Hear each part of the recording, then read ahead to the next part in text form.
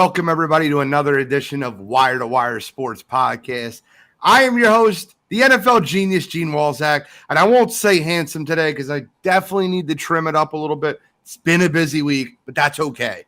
To my upper left corner, I got Kent State's own, Cleveland's own, College Cuttrell. Hey, I'm loving the energy right now. Well, I'm loving the shirt too. I didn't introduce the shirt yet. The shirt has not been introduced. My bad, but I'm loving it though. In the upper right corner, I got Uncle Shally, Scholastic Shally, Bill Shallcross. What is this shirt nonsense all about? You don't know yet. You don't know. All right. What jersey am I wearing right now? Can you guess? We'll let the listeners guess too. Can you get it within 3 guesses? You get 3 strikes. Cottrell already knows. We'll start the show with some fun stuff. What jersey am I wearing right now? First guess too. He did. I can't lie. Got to give him his credit.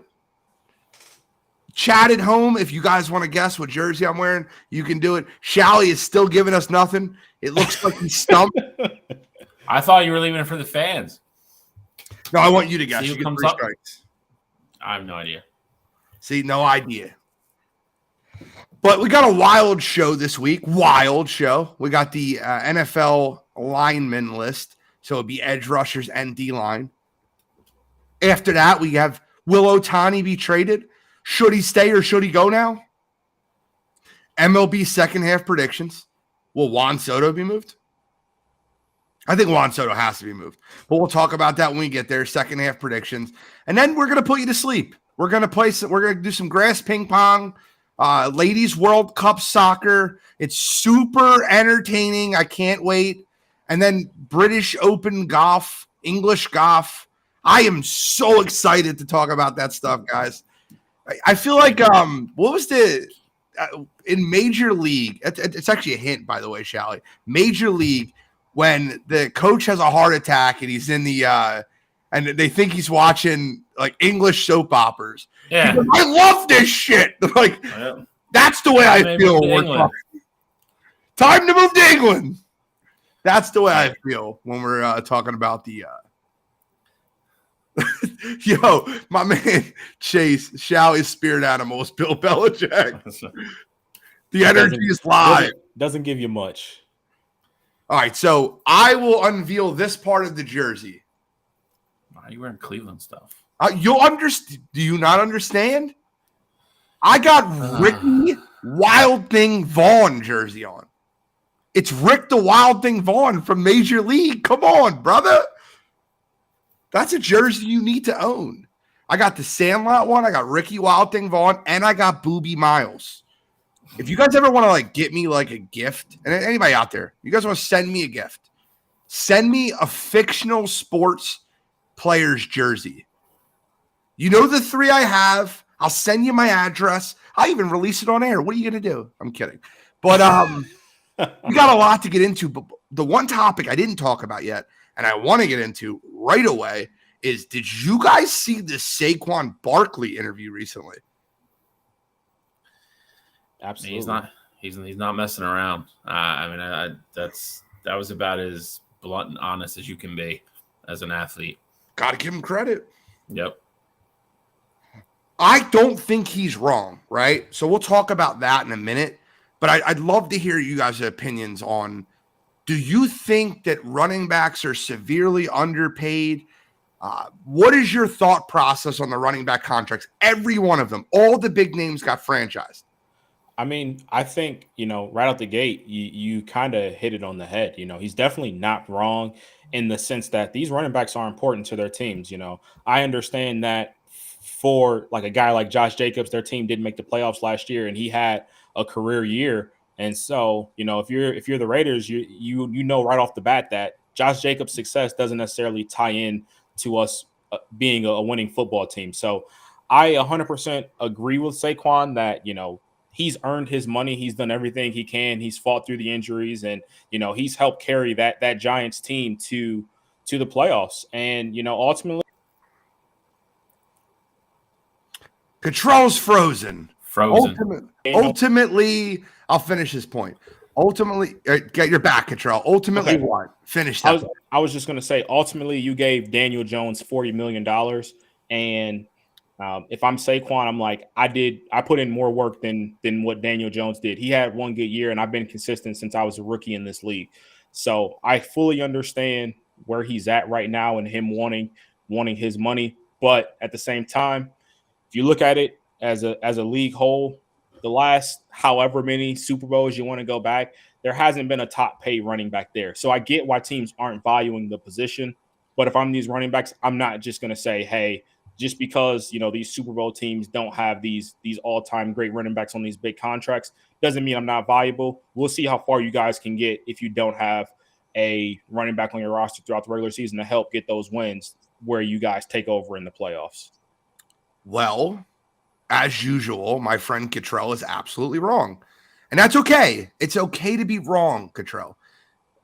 Teams should not pay running backs. And it sucks for running backs. Hold on. That's what I said. You said, let's see how they do in the playoffs. Then you're right then, but partially wrong. Saquon Barkley deserves his money this year. Give him $18 million for 1 year. Give him 36 for 2. Can't pay him past 2 years. Can't do it. You can't do it. God, do me a favor, Shally. I want you to help me out. Help me understand. Help me help you. Give me a good running back contract. A running back that led up to his contract, beginning to end, just was worth the value. I mean, I think you can make an argument for Derrick Henry. I mean, it's a short list. I know what you're getting at. Outside the rookie contract, Cottrell, you're raising your hand. I want a good running back contract that's not a rookie deal. I got you. Go ahead. Browns just re-signed Nick Chubb. They re-signed him. They got him 3 years, about $11 million a year. So they re-signed him this offseason? No, they signed him last offseason. They signed him post his rookie deal. We have to know what he's like in the next 2 years then. And then you can say it's a successful deal. I mean, McCaffrey's not a good contract. He's not even on the team that signed him. No, and he pretty much missed 2 years of the entire contract. So, I mean, that's a bad one. Eckler's probably a good one. I mean, you could say Eckler outperformed. Eckler never got paid. Yeah, he's on his rookie deal. I mean, Derrick Henry's the one that comes to mind. He's in the final year, but he's going to play it out. I think they've gotten, every penny's worth out of that they could.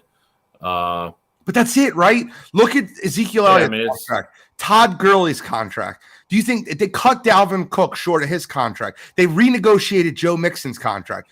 Just go around the league. And by the way, if you think running backs, Cottrell said one point that was perfect. Perfect. Josh Jacobs had a career year last year. He's absolutely correct. Saquon Barkley had a career year last year. Absolutely correct. Doesn't come with winning. It doesn't. Look at the last 5 Super Bowl champions and look at their running backs. Let's just go through it. The Chiefs won with Isaiah Pacheco, paying him nothing. Playoff Lenny was getting nothing on the Buccaneers. He wasn't. The Rams, Cam Akers and Darrell Henderson, just go through it. James White, all those teams, the Patriots. How about the Eagles? Jay Ajayi, LeGarrette Blount, Corey Clement. Yep. Nobody gets paid. And if you have to pay a running back, you're not paying the positions that matter. Guys, here's the truth, right? You tell me what situation you'd rather be in. Carolina's or Philadelphia's. Carolina's paying Miles Sanders $7.2 million this year. 5 running backs on the Eagles roster are getting a combined $7.2 million this year. Would you rather have Swift, Penny, Gainwell, Scott, and they have that dope that went from Ohio State to San Fran? I forget his name. Trey Sermon. All 5 of them under contract for $7.2 million. I mean, I think that you started to see the turn of this. I mean, Le'Veon Bell was pretty much the first one that was, for lack of a better term, in the prime of his career and wanted big money. And Pittsburgh said no. And the trends continued since then. There's so much, I look at it the way Gene does. Would you rather have, 2 dominant offensive tackles and you don't need a superstar running back to run behind them? Or do you want the superstar running back and mediocre offensive line? It's been proven out, like Gene said, over the last couple of years, last 5, 6, 7 years, the line's more important. That's what they value more. There's just so much depth at the running back position. somebody commented earlier, like, look who Dalvin Cook's a free agent right now and is not close to signing with anybody. He's been a top 5 running back in the league for the last 6 years. There's so much depth at that position that if you have a good quarterback, you have a good offensive line and receivers and weapons outside, you don't need the guy to carry the ball 25 times a game anymore. That's not the NFL that we're in anymore. I mean, and Derrick Henry's probably the lone, standout from that category. And that's probably why he's the lone example of the guy that played out his contract. Dylan nailed it perfectly. Look at the franchise tags and look at the free agents. Yeah, there you Zeke, go. Fournette, Dalvin Cook. I don't care about Darrell Henderson, Kareem Hunt. Being a running back is terrible in this era. Now, here's my question, right? What do they do? What do running backs do at this point? Do they all agree to sit out their franchise tag? What do you do? Well, how does the league fix this? Because what they're doing is they're using and abusing running backs on a rookie contract, running them into the ground. Look at DeMarco Murray, man. Look what Dallas did to DeMarco Murray, and the Eagles signed him like idiots. Used them for a year, and they were like, go to Tennessee. We can't deal with it. I mean, we used them wrong too, but it's still a good example. I mean, I think the biggest thing right now that the NFL can do, what they can do to fix it, is have some sort of, salary cap exemption for that position. I'm not saying make it where teams can just go off and sign these running backs for $20 million a year just so that they can get the best running back in the league, but just regulate it somehow where, that part of their salary, depending on what tier they're in, if they're first team all pro running back, then they can make upwards of, $15-16 million a year, something like that. And it doesn't necessarily count against their full cap hit. I think that'd be the one way to fix it, where these running backs can still get paid and ultimately still be valuable. But for these running backs this upcoming year, I mean, if you're a guy like Saquon, I mean, I really think you have, I don't want to say you have no choice because there's always a choice, but I think sitting out has to be your number one option right now, because a guy like Saquon, he goes out there and he gets injured within, these first 8 weeks, and never get paid. With his injury history as well, he's never going to get that big time contract, and everybody's going to stay away from him. So, I mean, other guys are in a little bit different situations, like Tony Pollard. Jerry Jones has proven that he is, loyal to those guys to an extent. Dak Prescott went out there, he had that big time injury, and he still got his money. So, if Jerry is, seriously considering paying Tony Pollard his money, I think he can go to camp and still have that, somewhat of an insurance policy to know that Jerry Jones will be a man of his word. But I mean, Dalvin Cook, I don't see where he goes, because everyone's talking about Miami, but they're not going to give him big time money with all those contracts that they have over there. So it's just tough, and it's really going to be a situation by situation basis right now. Doug nailed it. He said, truth, Gene, we destroyed DeMarco Murray. He's a Cowboys fan. So when you look at all the running backs that are just not getting paid throughout the league, let me ask you guys a question. And I heard this morning, and I'm stealing it. I'm going to just be clear. Why not allow running backs to not get drafted, and they can negotiate their own rookie contract? I mean, this is just the ebb and flow of the NFL. I mean, you have to look at it 20 years ago. I mean, you had running backs that were making more money than like mid to upper tier quarterbacks. I mean, and now it's just the analytics and everything in the game have changed, and every decent quarterback's making, the going rate's going to be $35-40 million for a quarterback. They invest in lines, defensive lines and offensive lines, and a lot of the wide receivers, even, they play the rookie deals out, and if you're not in that elite tier, those guys don't get big deals on the second go around. I mean, if you're Saquon Barkley and you're looking at the situation in New York, and you see Daniel Jones just got $45 million, and you can't get 15. I was getting that. I think Saquon has the unique argument because who his quarterback is. I don't think Daniel Jones has done anything to justify being paid $40 million a year. So I think Saquon has a legit hill to die on there. I do. I think the other thing with Saquon is, but I mean, and it's relevant. Like, you don't want to bring it up, but I mean, he missed the better part of 2 years as well. I mean, he hasn't had a clean career. Like, he's missed time. Like, he's had bad injuries. Like, it's that all factors in as well. But I do agree, if you're sitting there saying, you guys are saying you're a serious, contender, you want to make the playoffs, and you paid Daniel Jones $40 million, are you saying Daniel Jones is more valuable to this team than I am? And I think that's what you saw in the video today. I mean, I think anybody with any kind of NFL sense would say no, he's not. But that's, somebody in that front office is absolutely in love with Daniel Jones, and it's, I think Saquon. I mean, maybe Saquon's got to be the martyr here and be the first guy to sit down and say, I'm not going to do it. I'm not going to play, and then I'll take my chances, next year. Or he's not the martyr because Lev Bell did it. Lev Bell destroyed his whole career. Yeah, but he also did get paid though. He really didn't though. The contract that he signed for in the New York Jets. 52. Yes, that's less than the contract that Pittsburgh was offering him. Pittsburgh was offering him $15 a year. They were offering him $50 million, $60 million. He turned it down thinking he wanted 20 because he said he's a wide receiver. You don't remember that conversation? I remember the conversation, but I also think Le'Veon, I don't think that he got to the Jets and couldn't play. I just don't think that was a great fit. He went to a team with a bad O-line, and the Steelers used him excellently. So I think if he would have got that money from the Steelers and, kept playing there, I don't think we would have saw that huge drop off. But, I get it contract wise. He's definitely a big reason why teams right now are like, hey, we're not going to go out there and invest that kind of money on a free agent running back. I mean, Todd Gurley is the perfect example of why not to invest money in a running back. He gave you no years on that contract. They signed him, and the year they signed him, he was hurt the whole year. And then after that, he was gone. He was on Atlanta. Now he's out of the league. Ezekiel Elliott's contract, we all knew it was a joke. How many years did you know? Because me and Bill called it 2 years ago. Not this past year, 2 years ago. I said, Tony Pollard's the better back. Yep. Dallas won't make the change because they paid Zeke all that money. Tony Pollard was the better back for 2 years. And Dallas kept feeding the ball to Zeke, and he was, doing the thing with, feed me. Tony Pollard was the better back. You look at these NFL running backs, and I'm going to be honest with you, man. I feel terrible for Austin Eckler because he's never going to get paid. He didn't get paid to begin with. I think he's like a 4th or 5th round draft pick.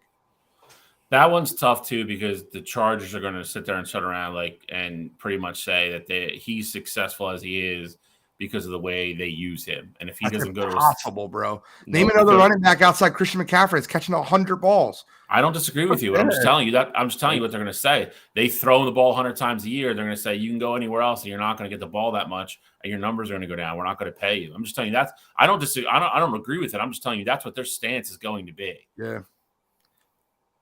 Cottrell, any thoughts on that? I mean, Eckler is an interesting one because, again, with him being a later round pick, he doesn't have, obviously he's in the NFL, he's starting running back, he has money, but he's not getting paid that big time contract. You're going to see it soon here with Alvin Kamara when that time comes up because he's in the same boat as Eckler where, New Orleans is kind of using him as a bell cow, but then also he's catching, a ton of passes, but you're not going to get paid that way. I mean, it sucks, but these guys are going to have to hope that the NFL steps in because the way the game is being played right now with quarterbacks being, such a focal point, if you don't have an elite quarterback at this point, chances are you're probably not winning the Super Bowl. I just don't see it changing unless the NFL steps in and puts a regulation on it. All right, well, gentlemen, I think we've beaten the running back thing into the ground. Let's talk about the guys that are tackling those running backs. We have our defensive line / edge rusher list. This is by far the most talented list we've done. There's guys that aren't on this list that could be all pro. Yeah, 100%. It's insane. Making this list of 10 names was so tough to look, bro. Honestly, I don't have Aiden Hutchinson on my list. Chase Young on my list. I'm looking at your list and I'm like, man, I should have Aiden Hutchinson. And I'm just trying to figure out who I put him over. I'm trying to figure out, oh my God, Cottrell doesn't have Chris. Oh, yeah. Okay, Chris Jones. There we go. I'm looking at the list as a whole because this is my first time seeing it. And there's guys on this list that, how do you leave Trey Hendrickson off your list? Both of you guys don't have him. And I understand how. I get it. I'm just saying, look what he's done in Cincinnati. He's incredible. These lists are really insane. I can't wait to get into it. Cottrell, start us off with your number 10. So funny enough, I had Trey Hendrickson on my list last year, and I mean he did nothing but have a phenomenal year. But you'll see a trend with my list. My number 10 guy here is Chase Young out of Washington. The reason why I think Chase Young is going to be primed for a phenomenal year is because just like Austin Eckler and Dalvin Cook and all those guys, this is a contract year for him. Chase Young didn't get his option picked up from that Washington Commanders team. And if he wants to get paid, he's got to go out there. He's got to stay healthy, and he has to dominate. Chase Young has the luxury of being on one of the most talented defensive lines in the entire NFL with Montez Sweat, and then you got Payne and Jonathan Allen inside. So he should have a lot of one-on-one opportunities. And I think, knowing that this is his opportunity to cash in because, he's going to be an unrestricted free agent this upcoming year. This is his year to show out and prove why he was, awesome with that number 2 overall draft pick. So coming in at number 10 for me is Chase Young of the Commanders. I just realized, so we all have the same 9. It's just you have Chase Young, Shally has Aiden, and I have Trey Hendrickson. And by the way, I'm perfectly fine with Chase Young and Aiden Hutchinson being on this list too. So like we all have the same 9. No, none of us have anybody else in the top 9 that aren't on each other's list. We just basically sparse number 10. Yeah, I mean, this was a list, and like you guys said, if we went 15 deep on this, everybody's next 5 would have been, household names, like Cottrell said, that are possibly all pro guys at the end of the year. This is a list that I started doing, and I was like, this is gonna be kind of like, run through it, like, kind of like Gene just said, like 7 or 8 like absolute names, and then it got really hard because then I was like, all right, like down to 2, and I'm leaving off people that are all pros, that are just setting the world on fire on the defensive side of the ball. So this is it. Rashawn Gary's one. Yeah, Rashawn Gary was hard to lead off. None of us have Judon, I see. I mean, it's Vaughn, Cam Jordan, like Vaughn coming off an injury. There's a lot. But number 10 for me, I got Aiden Hutchinson. As a rookie last year, kind of came in. Some people looked at him as like a high motor, high effort guy. His last 5 games of the year, he was damn near unstoppable. Ended up with 9.5 sacks as a rookie, 3 interceptions, 52 tackles. I think he overachieved for what I thought he was even going to do as a rookie. I think he was just getting better. I think that Detroit defense is getting better. I think he has the potential to have another great year. I think his sack total will go up this year. His win rate went up his last 5 games of the season last year. I think he's a great locker room guy, like me and Gene have said all along. And I think he's starting to develop actual like real skills. And I think they've done a good job of coaching him up in Detroit. I think that defense is going to keep getting better. I got Aiden Hutchinson, number 10. I got a wild statement because Joseph Jeffers said no Jeffrey Simmons is a travesty. I don't know if I put him in my top 20. And I love Jeffrey Simmons. I don't know if he makes my top 20. Just think about it real quick. I have number 10, I have Joey Bosa, but I'm going to get into the people that didn't make my list.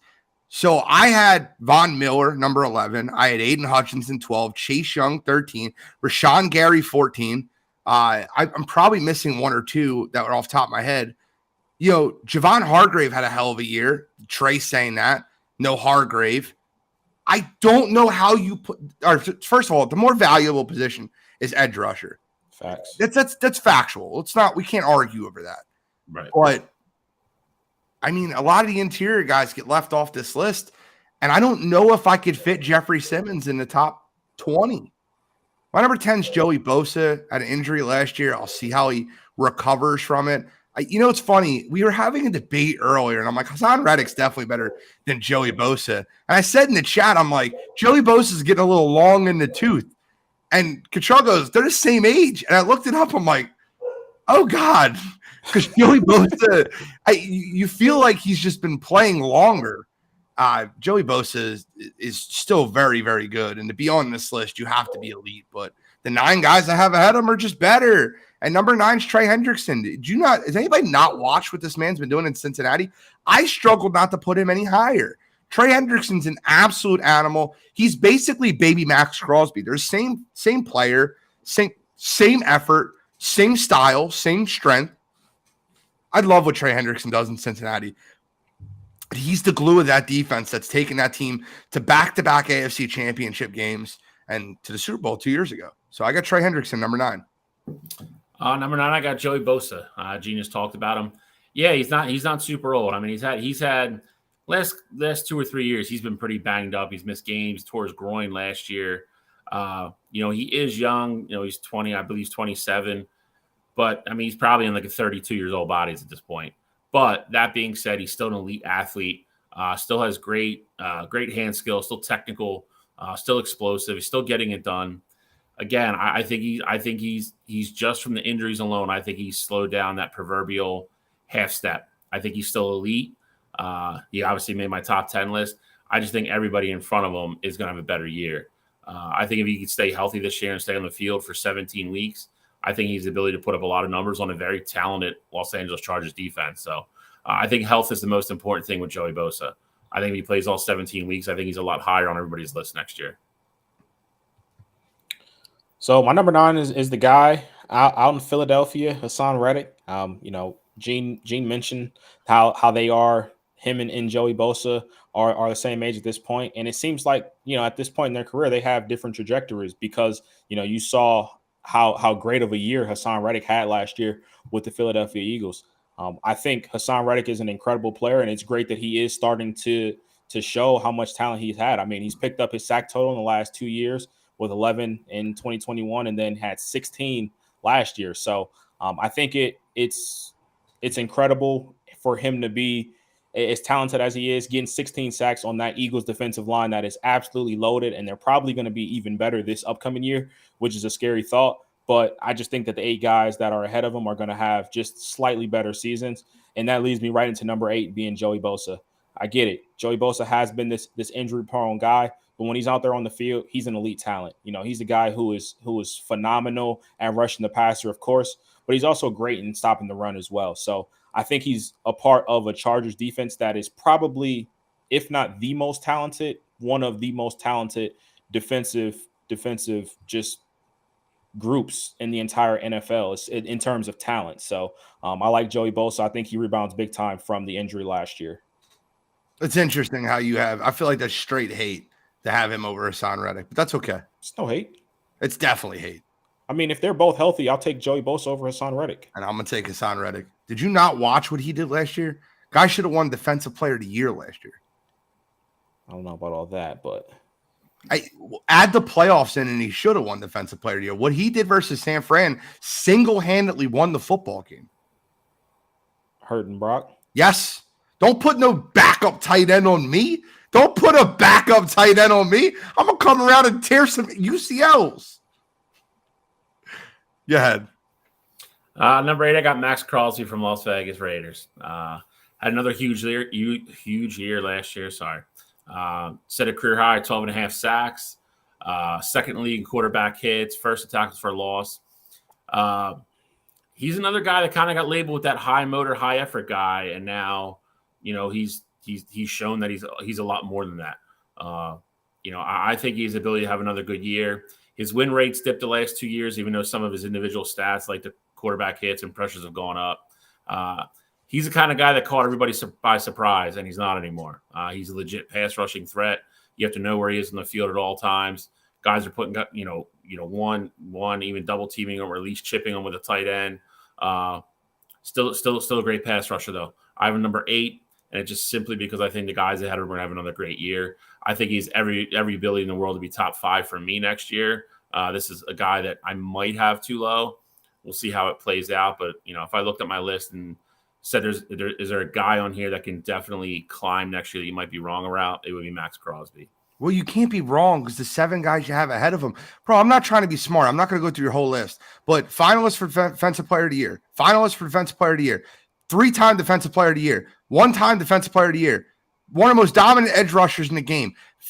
Defensive Player of the Year last year. Defensive Player of the Year 2 years ago. You can't, this list is stacked. And, Big Time asked a question, right?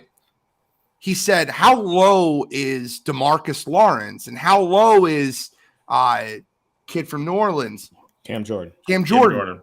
And 15, 16, 17, that's how loaded the edge rushers are. And it's nothing against them. They're all really good. That's why they get paid. My number 8 is Hassan Reddick. Hassan Reddick should have won Defensive Player of the Year last yeyear. The guy was all over the field. He's great. And a lot of people just label him as an edge rusher, which he is mainly an edge rusher. But he's dropped out into the slot, into the flat, and made plays on the outside. He's athletic. He gets around the edge. He's quick. And the biggest knock on him is his defense is really good. So everyone looks really good. But I don't care. He's the best player on the defense. Hassan Reddick was unbelievable last year. And He's in the perfect system for what he does, and he's going to keep getting after the quarterback because you can't double him. Philadelphia's got two absolute hammers in the middle. When you have big Jordan Davis and Jalen Carter with Fletcher Cox as your 3D tackles, you can't double the outside. Like, it was so bad that San Fran essentially put a backup tight end to try to stick Hassan Reddick. Didn't work very well, did it? My number 7 is a guy that's an absolute disruptor. Chris Jones was, second in a defensive player of the year last year? You want to talk about a guy that stuffs the interior run and still gets after the quarterback? Chris Jones of the world champion Kansas City Chiefs is 100% deserving on this list. It looks like I value interior a little bit more than the other two guys, but I see Shally has Chris Jones 7 and Cottrell is about to say some blasphemous shit at 7, so we'll get into that in a minute. But Chris Jones, number 7. I have Chris Jones at 7 as a number well. Another guy 2 or 3 years ago is burst onto the scene and just kept continuing to keep getting better. There once was a huge gap between Aaron Donald and everybody else at this position, and it has shrunk year by year by year, and it is damn close now. He is right up there with his, just like Gene said, as good as a disruptor in the league as there is. He had the highest PFF grade of any interior D tackle last year, including Aaron Donald. I'm giving Aaron Donald a little bit of the benefit of the doubt because he was banged up a little bit last year. He was playing on a team that was pretty much eliminated and just not really motivated. But Chris Jones, world champion, very durable as well, which is another big thing for D tackles. He doesn't come off the field very much. He plays pretty much all their snaps. He's a 3-down lineman, and he just makes plays, man. He's a disruptor. That's a perfect word for him. So I have number 7 on my list. Number 7 for me is the greatest defensive tackle to ever play the game of football, and that's Aaron Donald. Bigger reason why he's there, it's not a talent thing. It's not that I just think that, he's just going to fall off the face of the earth. I think that last year he had a knee injury that lingered with him pretty much throughout the year. And then ultimately he ended up on the IR with an ankle injury. I think that mixed in with the fact that he's on a team that's not going to be much better than they were last year. I mean, they still have question marks pretty much all over that entire team. And unless he gets traded, I think we're going to see another short season for Aaron Donald. I think those injuries are going to, linger again. And by, week 13, we're going to be talking about Aaron Donald getting shut down again. And that's really the reason why he comes in at 7 for me. So unless he gets traded, I absolutely think that this is going to be the last season that we see Aaron Donald out there on the football field. And it's no slight to him. I think in those 11, 12, maybe 13 games he plays, he's going to be as dominant as ever. But I just think that this is going to be the end of the road for him. And so he has a slightly less productive year than the 6 guys ahead of him. Before you go to number 6, hold on. I see so many people on this chat asking about players. Here's what I ask of you. I beg of you. Please post your list. I've been asking this every week. I'm not saying that our lists are correct. I'm not. I just want to see the way you guys value them. We don't talk about these lists, right? We're given the assignment, and then we all send our list to Cottrell. Cottrell's the only one that sees our list, but yet we all have the same 9 out of 10 guys. I would love to see where you guys have them ranked, because like a comment just came in and says Shally has Crosby at 8. But if you look at the people that are ahead of Crosby at 7 through 1, I can make an argument for any of those guys 7 through 1. I could easily do that. And, Justin David Kish just said, you guys need to put some respect on Sam Hubbard on the Bengals. Yeah, bro, I love Sam Hubbard. Great guy. Might not be top 20. Is not top 20 on my list, and he's a Buckeye, and I love my Buckeyes. But like, that's my point, right? Post your list, and we can look at your list and see, hey, you guys don't have TJ Watt. Like, I want to see that. I want to see what you guys have. And Jeffrey Simmons is the 3rd best defensive tackle at worst. Well, he's 3rd best defensive tackle in the league. We're not going to say at worst because the other 2 are clearly better than him. Nothing against Jeffrey Simmons, but like, we're not Aaron Donald or Chris Jones. Let's knock that off. Like, I love the Titans. I think the only argument could be Buckner there, yeah, Buckner, but I take Simmons. Yeah. That's fair. I take Simmons. All right, so give me your number 6. Sorry, I just want to hear your list. If you guys can make them, just post them in the chat. We'll post them, and we'll talk about them.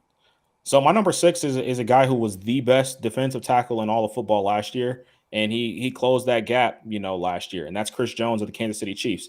again, this is another guy that's approaching a contract year. And we see it all the time across pretty much every sport. When guys are in contract years, they ball out and they play their best ball. So I think you're going to see more of the same from Chris Jones. Obviously, he's comfortable with that Kansas City Chiefs team, and he is their lifeline on defense. That defense runs through him, and they ask him to do a lot of things. He's not just that interior guy either. When you need a big time play in those big time games, Chris Jones can pin his ears back and get after the quarterback as well. So Chris Jones, what he did last year was absolutely incredible, and I think he holds the top spot as the best defensive tackle in football this upcoming year. So, Cottrell, you said some really good stuff right there. The one thing I want to point out is, and the Eagles fans that are listening will 100% agree with this, Chris Jones is what all Eagles fans wanted Fletcher Cox to be. It's the truth. It's the same guy. It's just one guy's got a better motor. One guy works harder. One guy pins his earbacks and makes those plays. They're the same guy. Look at their build. I'll bet you they lift the same amount. They're the same player. It's just Chris Jones is better. Shall go ahead. Number 6, I got Hassan Reddick from Philadelphia. Coming out party last year, 16.5 sacks, second team All-Pro. Versatile, though. Flexible. Doesn't have to just rush the passer. We saw it last year. He split out. He chipped tight ends, covered tight ends. They used him in different ways. Guy absolutely showed that he could play. Balled out, had a great season. I think he has an even better season this year for all the reasons Gene said earlier. The Eagles, to me, have the best defensive line in the league, and I don't think it's close. You are not going to be able to double anybody on that defensive line this year. They're all going to get single coverage. You might be able to put a tight end on one end or the other, but there's going to be 2 or 3 guys that are going to go one-on-one, head up with the guy in front of them, and that team's going to eat this year. And I think Hassan Reddick's going to have an even better year than he did last year, and that's why I have number 6 on my list. You want to talk about what that guy does so well? He's a fumble creator. He has had 5 and 6 forced fumbles 2 out of his last 3 years. You know how huge that is to get 5 forced fumbles out of the edge rush position? That's awesome. My number 6 is Max Crosby. You guys watch the quarterback show? The quarterback? I have. That is so much fun to watch. I stay and watch the whole thing. Yep. The Max Crosby punching Patrick Mahomes in the arm has to be a top 3 moment in the whole thing. He's like, come on, man. You ain't going to punch me in the arm. I love the fact that this guy is so disruptive and how much he puts forth disrupting the quarterback. He has got I've never seen a guy. I'll tell you right now, I think Max Crosby has the best cardio in all football. I've never seen a guy just never stops. He's always running. I don't know how you do it. I don't know how you have that type of cardio. He's like a boxer that just never gets tired. Like he's like Colby Covington in the UFC cage. He just keeps going. Goddamn Energizer Bunny. It's number 6. I don't think he's the most talented guy on the list. I think he's really good and he has the best motor. My number 5 is Nick Bosa. I almost think that's criminal. I have Nick Bosa 5. I don't know how to put him higher. I think the 4 guys are just clearly better than him. Nick Bosa is incredible. I guess the only thing I can point to is Lane Johnson shut him down. That's it. And Lane Johnson's the best right tackle in football. So let's not give Nick Bosa any crap for that. But Nick Bosa, number 5, and he plays on – it's the same thing in San Fran that it is in Philadelphia. You can't double him. He's too good. The rest of the team's too good. Their defensive scheme is too good. And if you think San Fran's defense is going to get worse by losing D'Amico Ryans, I got another thing coming for you, man. They replaced that D coordinator with another great defensive mind. And I'm telling you right now, San Fran does not take a step back. They added Javon Hargrave. To that interior defensive line. Nick Bosa has a great year, number 5. Number 5 for me, I got Aaron Donald. All the accolades and the reputation, it all speaks for itself. Last year was a very weird year for him. Played on a bad team with a bad defense. He was hurt, came back, got banged up again. Really hard to judge where he is. There was talks of retirement after the Super Bowl, him not even playing anymore. I'm not saying he's on a steep hill to decline. I mentioned it earlier with Chris Jones. I think Chris Jones is getting better. I think Aaron Donald is kind of finally hit that plateau. I'm not saying he's on his way down. I think we've seen the best of Aaron Donald. That being said, Aaron Donald's plateau of where he is still one of the best defensive football players to ever play the game. I think if he's motivated, I think he puts up big numbers. I'm a little weird of what Cottrell said about, I think the Rams are not going to be a good football team. If he does get chipped or banged up a little bit, I think I could see him shutting it down just for, making the age-old business decision, as we like to call it. But I hope he plays a full year. I love watching the guy play, but he's still uber talented. So on that alone, I have to put him somewhere in the middle here, and I have him number 5.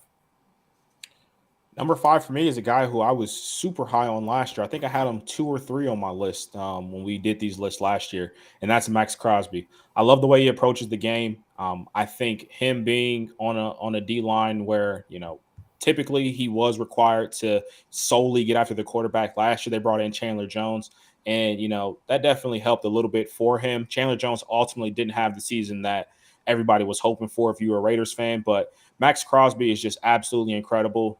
Just his antics alone, of course, that you saw how he got after Patrick Mahomes. Dream made a great point there in the quarterback series, and just how he plays that mental game with some of these guys as well. He's incredible at, just pinning his ears back, getting after the passer. But then when he can't get to the passer, he's also good at getting his hands up and batting balls down at the line.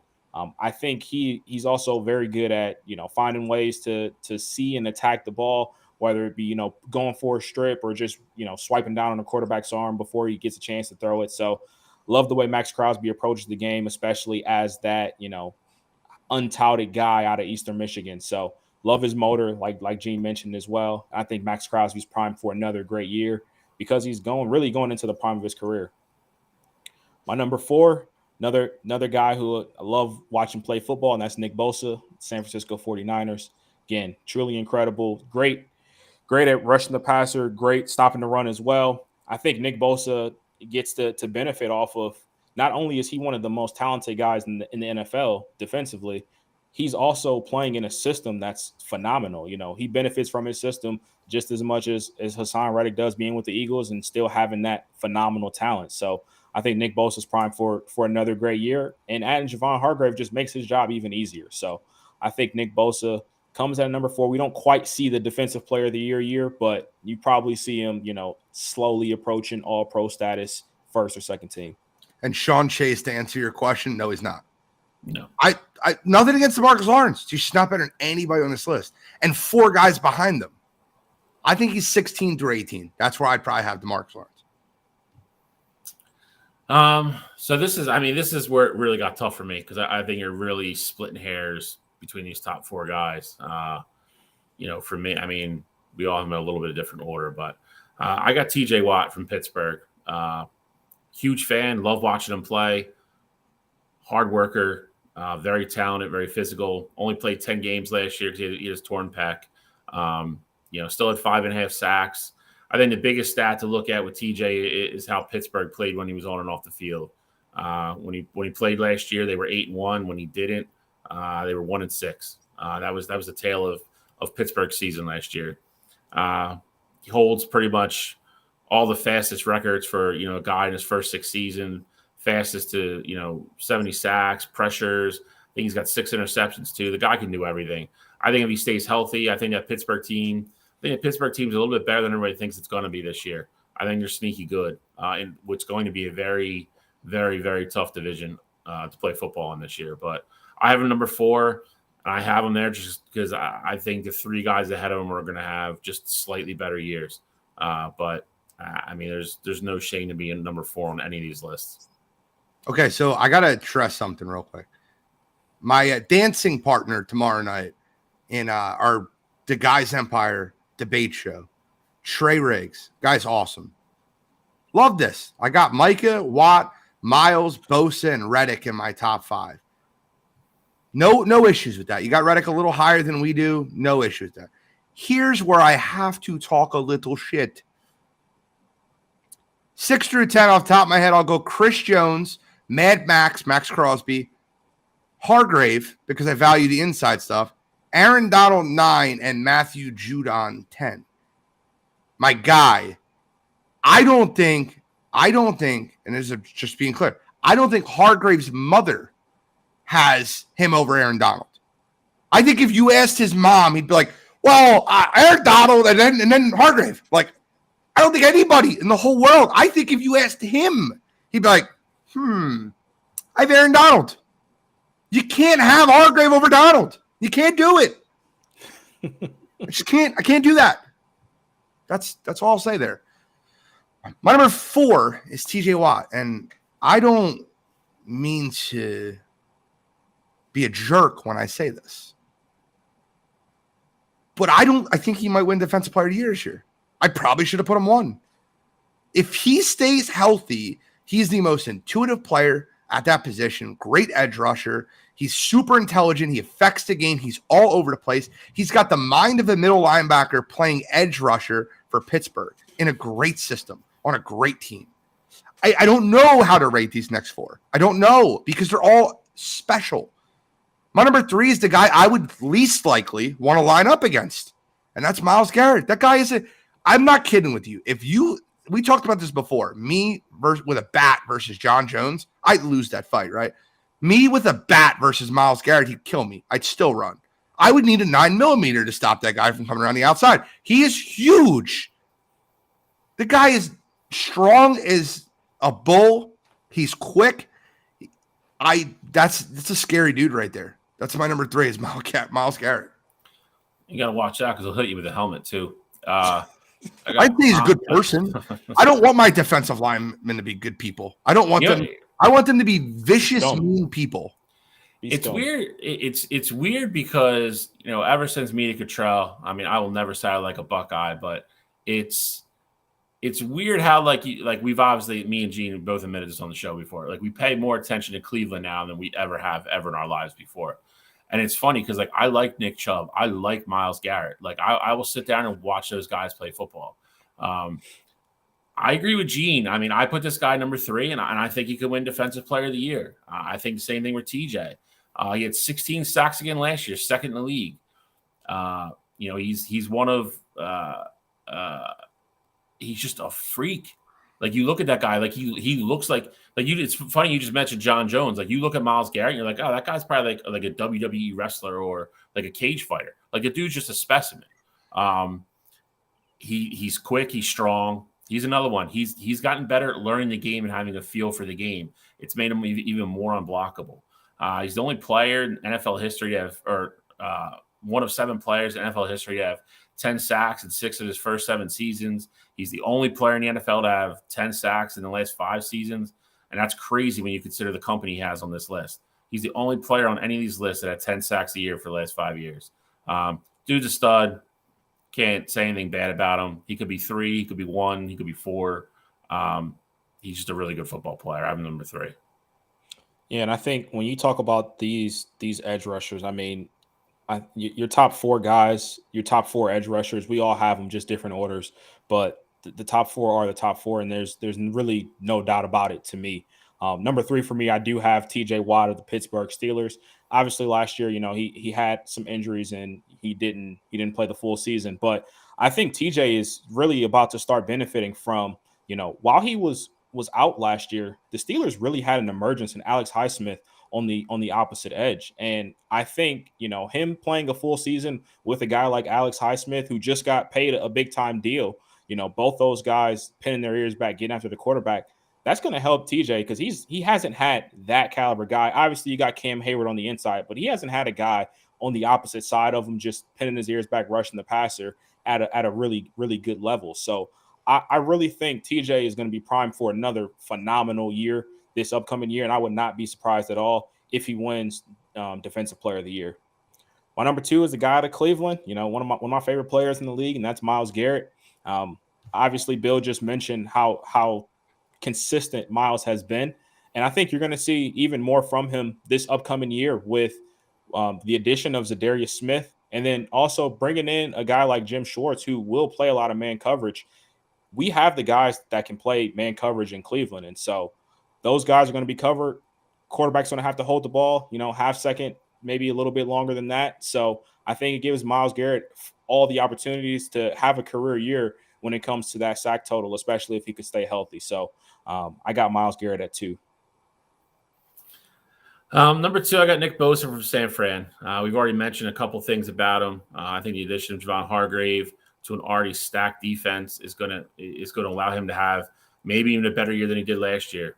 He is the reigning defensive player of the year, led the league in sacks, pressures, quarterback hits. If you go over the last 2 years, he's first or second in every single major pass rushing category, and he's just getting better.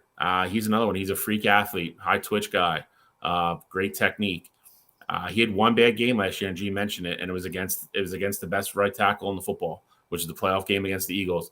Other than that, he pretty much dominated all year. You don't have that type of year and not win Player of the Year.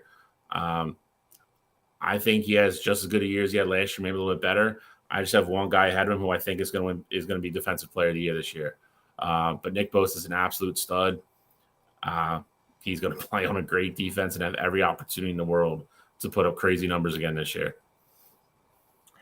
I can't get over the disrespect of the greatest defensive tackle to ever play the game.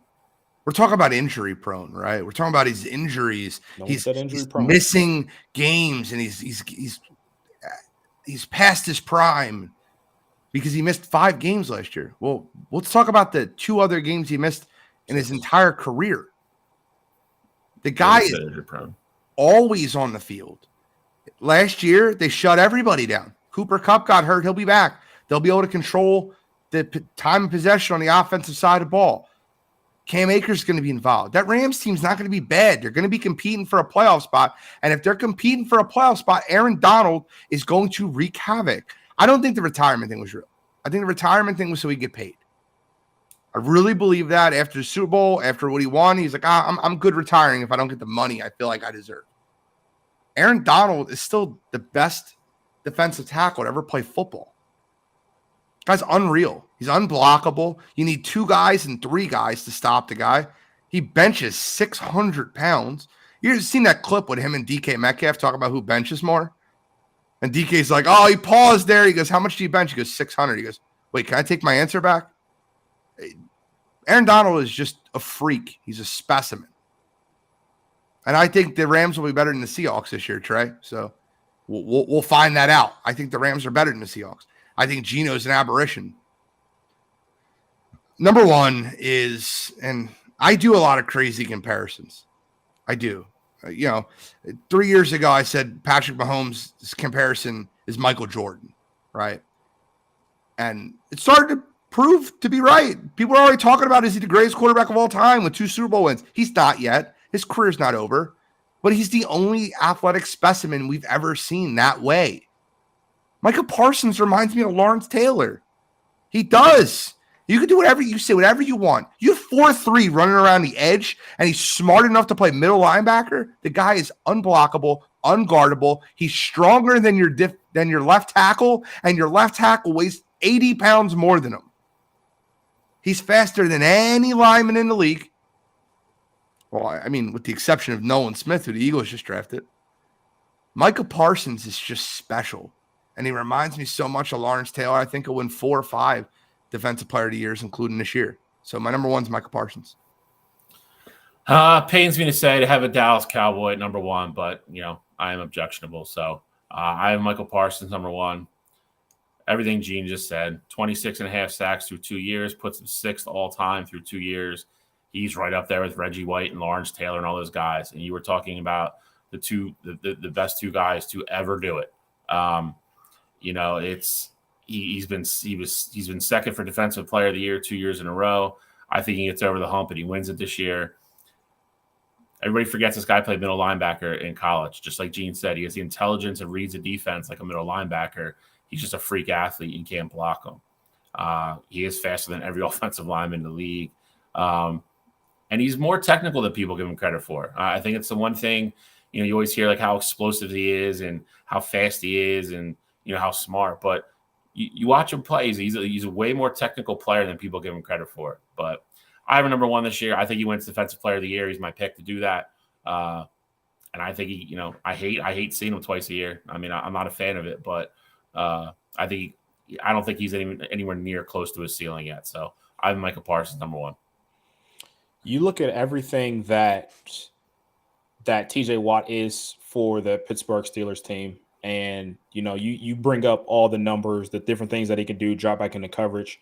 Micah Parsons has all that ability, and he's a faster and better athlete. I think one could argue that Micah Parsons is the best athlete in the entire NFL defensively. I think the talent that he possesses, I mean, I think he could go out there and be, the number one middle linebacker in all of football. If he wanted to go out there and play strong safety, he could be the number one strong safety in all of football. He's just that talented of a football player, and we saw that at Penn State.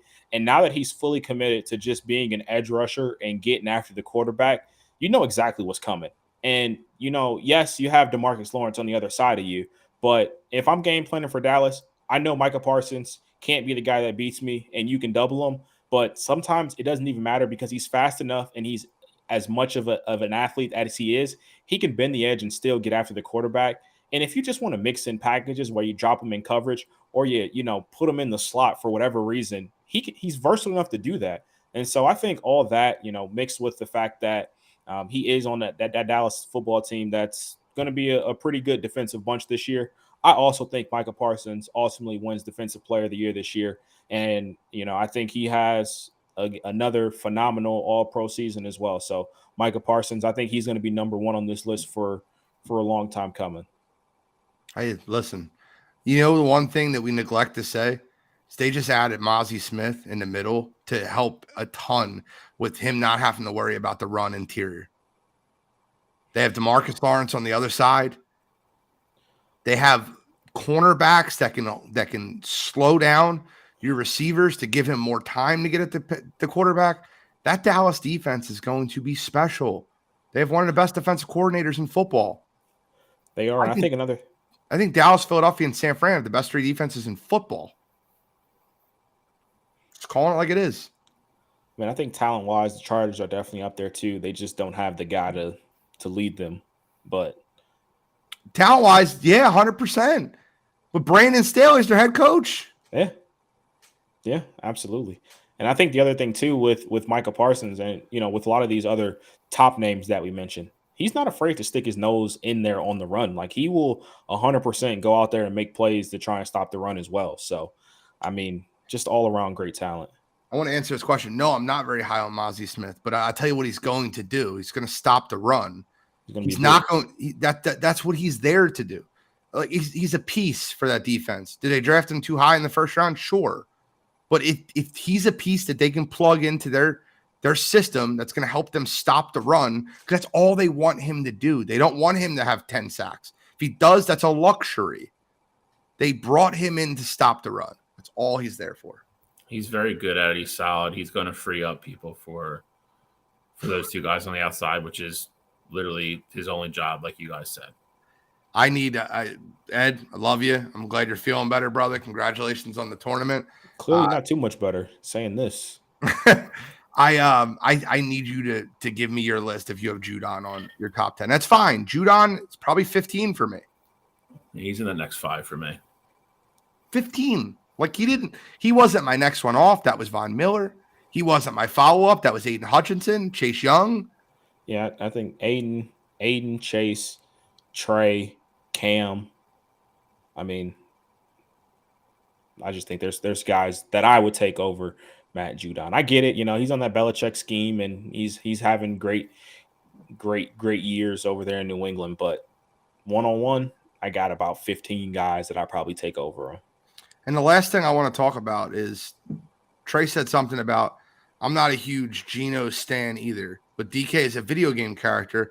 Lockett is Mr. Consistent. They got, in my opinion, best rookie receiver. I think he's third. That's okay. They have Walker Jr., Charbonnet from UCLA. I know who Charbonnet is, tell me from UCLA. For goal line work, their defense isn't anything to frown on. There's two things Seattle cannot do. And this is their problem. This is why they're not going to go anywhere this year. This is why they're going to take a step back. There's a difference between, here's the truth, right? There's a difference between teams that build their teams right and teams that build their teams wrong. I'm going to take this time and this minute I have, and I'm going to read you the starting offensive and defensive lines for the Seattle Seahawks. And then you'll understand why Seattle takes a step back this year. You ready? First round talent, Charles Cross, left tackle. That ends it. Damian Lewis, Evan Brown, Phil Haynes, Abraham Lucas. Pause. Let's go with their defensive line. Draymond Jones, Brian Monet, Jaron Reed, he's decent, and Darrell Taylor as their 3-4 edge rusher. You're kidding me. They're not going to be able to protect the quarterback, and they're not going to be able to stop the run. I don't care. As many people as you put in that secondary. You got Tariq Woolen. You drafted the best corner in the draft this year, 100% in Devin Witherspoon. You got Jamal Adams, Quadre Diggs. You got Bobby Wagner to help with the run this year. But the defensive line and the offensive line suck. I mean, they also got the kid out of Auburn to be on their D-line as well. Not saying that he's going to be a great piece or anything like that. But, I mean, for the most part, though, that offensive line is the same as it was last year. And, they were still able to be successful and have, tons of success with Kenneth Walker. You add in JSN, who talent-wise was the best receiver in this class. I mean, I just think Seattle is going to be a playoff team again this upcoming year. Okay. Can we play something? And you bring Bobby back. We'll move right back. I promise you, we'll move right back to baseball right after this. You can take the list down. I just want to play. This is impromptu, but Bill Cottrell, help me out here, right? We'll see if you agree or disagree. We'll go Seahawks win-loss right down the board real quick. We go with it? Sure. At home versus the Rams. Win.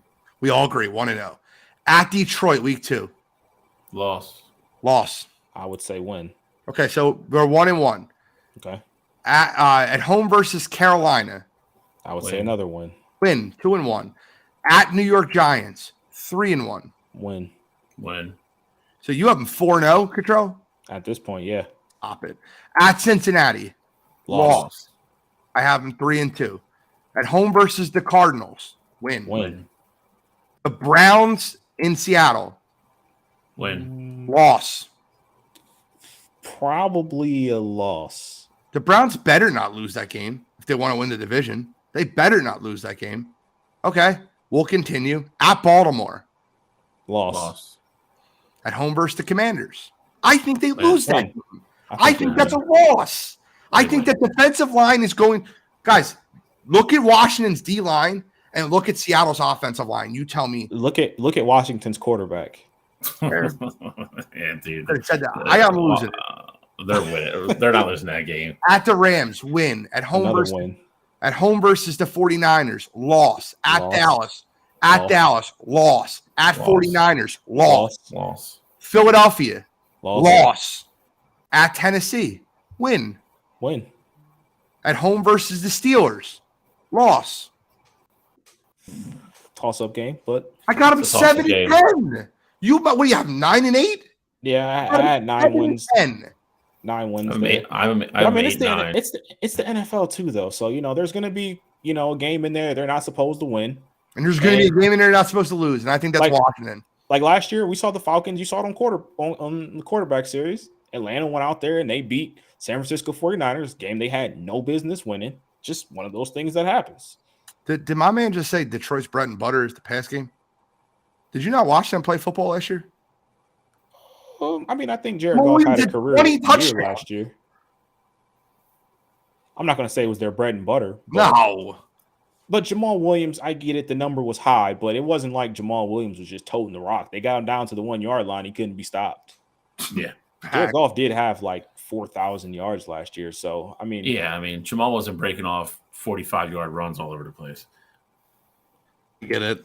I like Amon-Ra, though. So I do. Amon-Ra's great. Goff had 4,400 yards. Very good year.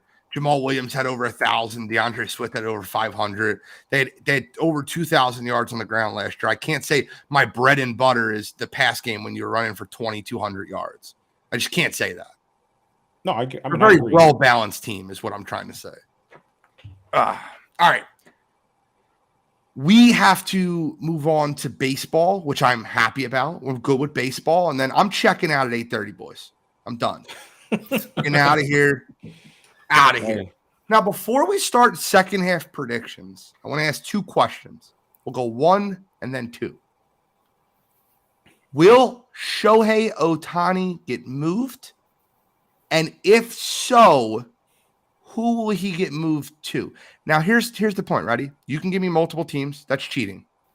I want you to go on record right now and give me one team, the team you think, and then afterwards we can talk about other teams that have a chance. But just let's go on record right now and give one team where he can go. I'm saying the Yankees. Okay, the Yankees, the last place New York Yankees. And that's why. Okay, that's fair. They're gearing up to sign him, and they want him too next offseason. Yeah, I don't think he ultimately signs there. But that's a different discussion for a different day. But I think they're kind of getting in desperate mode there. Tampa Bay is not playing great, but Baltimore's keeping pace with them. They're not going to come back to the pack enough to where either one of those teams are going to be an option for the Yankees to catch. They have to catch Toronto and they have to catch Boston. You have Texas and Houston are still, holding steady. So they got to make a big move. Hopefully they're going to get Aaron Judge back here soon. But if not, they got to do something. If not, they're throwing this year away. They're not going to make the playoffs if they don't do something drastic. I like the Yankees pick. That's fine. I'm not disagreeing with you. I said it a couple weeks ago, and I'm sticking with it. I think the Padres are going to be the team that ultimately tries to go out there and get Shohei.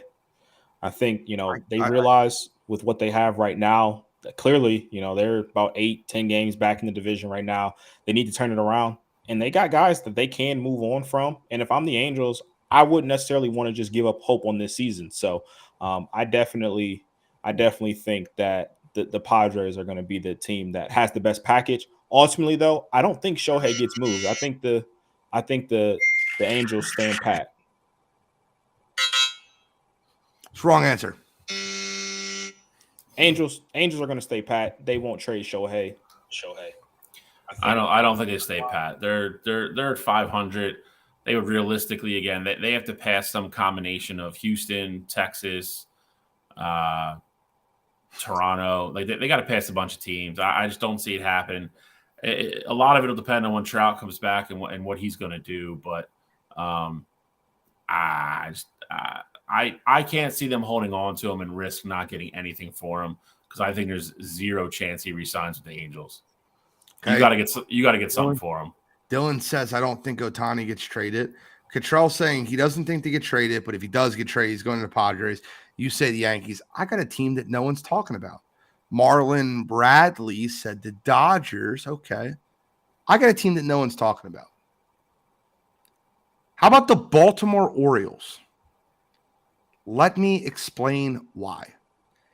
Baltimore has a plethora of young prospects, major league ready prospects in their minor league system that they can get rid of. They have the best record in baseball right now. Well, in American League right now. And Baltimore can right now take their shot at going after a World Series. They have the young team. They can add Shohei to it, and they can walk in. Baltimore does have the best record right now. They're 611 win percentage, brother. Look it up. I know you're giving me looks. They're tied with Tampa Bay, but their win percentage is better.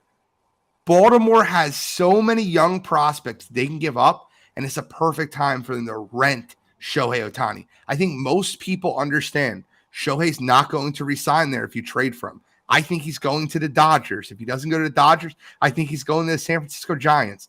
I think he's staying West Coast. I really believe that next year. So a lot of these teams like the Dodgers and the Giants, they don't have to go out and spend money to get him because they're going to spend a ton of money to sign him. I think it's a rental. I think Baltimore has the most major league ready prospects to walk into. And I think Baltimore steals him. Shohei Ohtani's an Oriole. Now, realistically, why would Shohei, not even why would Shohei, why would the Orioles trade that farm talent with the team that's already as successful as they are this upcoming year for a player that they know probably won't be on their roster at the start of next season? To win the World Series. If you're in Baltimore, this is the best team you've had in 15 years. You have a plethora. You have talent that you can't even bring up because you have young studs in their way right now. Mountcastle's there. Cedric Mullins is there. Adley Rushman's there. Their backups in the minor leagues could play baseball. You're not going to bring them up anyway. So you get rid of that? To win the World Series. Shohei Ohtani is the type of talent that you can add to the middle of your lineup that makes your lineup better, and you can add to your rotation. He can be your top of the line pitcher. Baltimore goes all in this year, and if it happens, just call me Gene Stradamus. I'm going Baltimore. I just don't see them at this point in their window too. Like I think this is the first year that the window even just creaked open a little bit. So but a lot of those guys, they can't play for them, so it doesn't matter. You're also assuming it's just going to be prospects, dude. Like, I mean, we have to see what the package is going to end up being if he gets traded. But I mean, they might ask for somebody. They might ask for Mountcastle. Like they might ask for somebody like that. And I tend to lean to agree with Cottrell. They're at the very beginning of what is looking like a very big window for them to be good for a long time. I don't know if they blow it up for Ohtani for a month and a half because there is no shot he's re-signing there. They can't afford him. They're not going to be in on the Ohtani sweepstakes. Let's not call it a month and a half. Let's call it 3 months because if they got Ohtani, they're going to be playing in the mid-October. Well, I mean, it depends when he gets traded, but yeah, I'm talking about regular season, but I get it. I'm just adding to it. You at least have August and September. But second question on the agenda. Will Juan Soto get traded by the deadline? And if so, to who?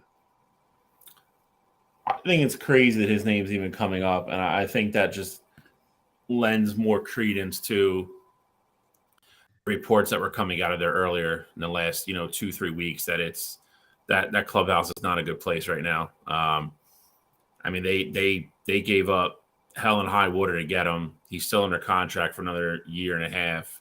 And now his name is being tossed around everywhere about them getting rid of him and trying to bring somebody else in. I don't know if he's indicated, behind closed doors that he's not re-signing there or that he's going to go to free agency no matter what. There's all the rumors linking him to, the Phillies. I don't see that happening. It's not a Dave Dombrowski type move. It is for shock factor for what you're going to have to give up to get him. I don't think we pull the trigger there. I think he stays put. I think he might get traded, but if he does, I think it'll be in the offseason during the winter meetings.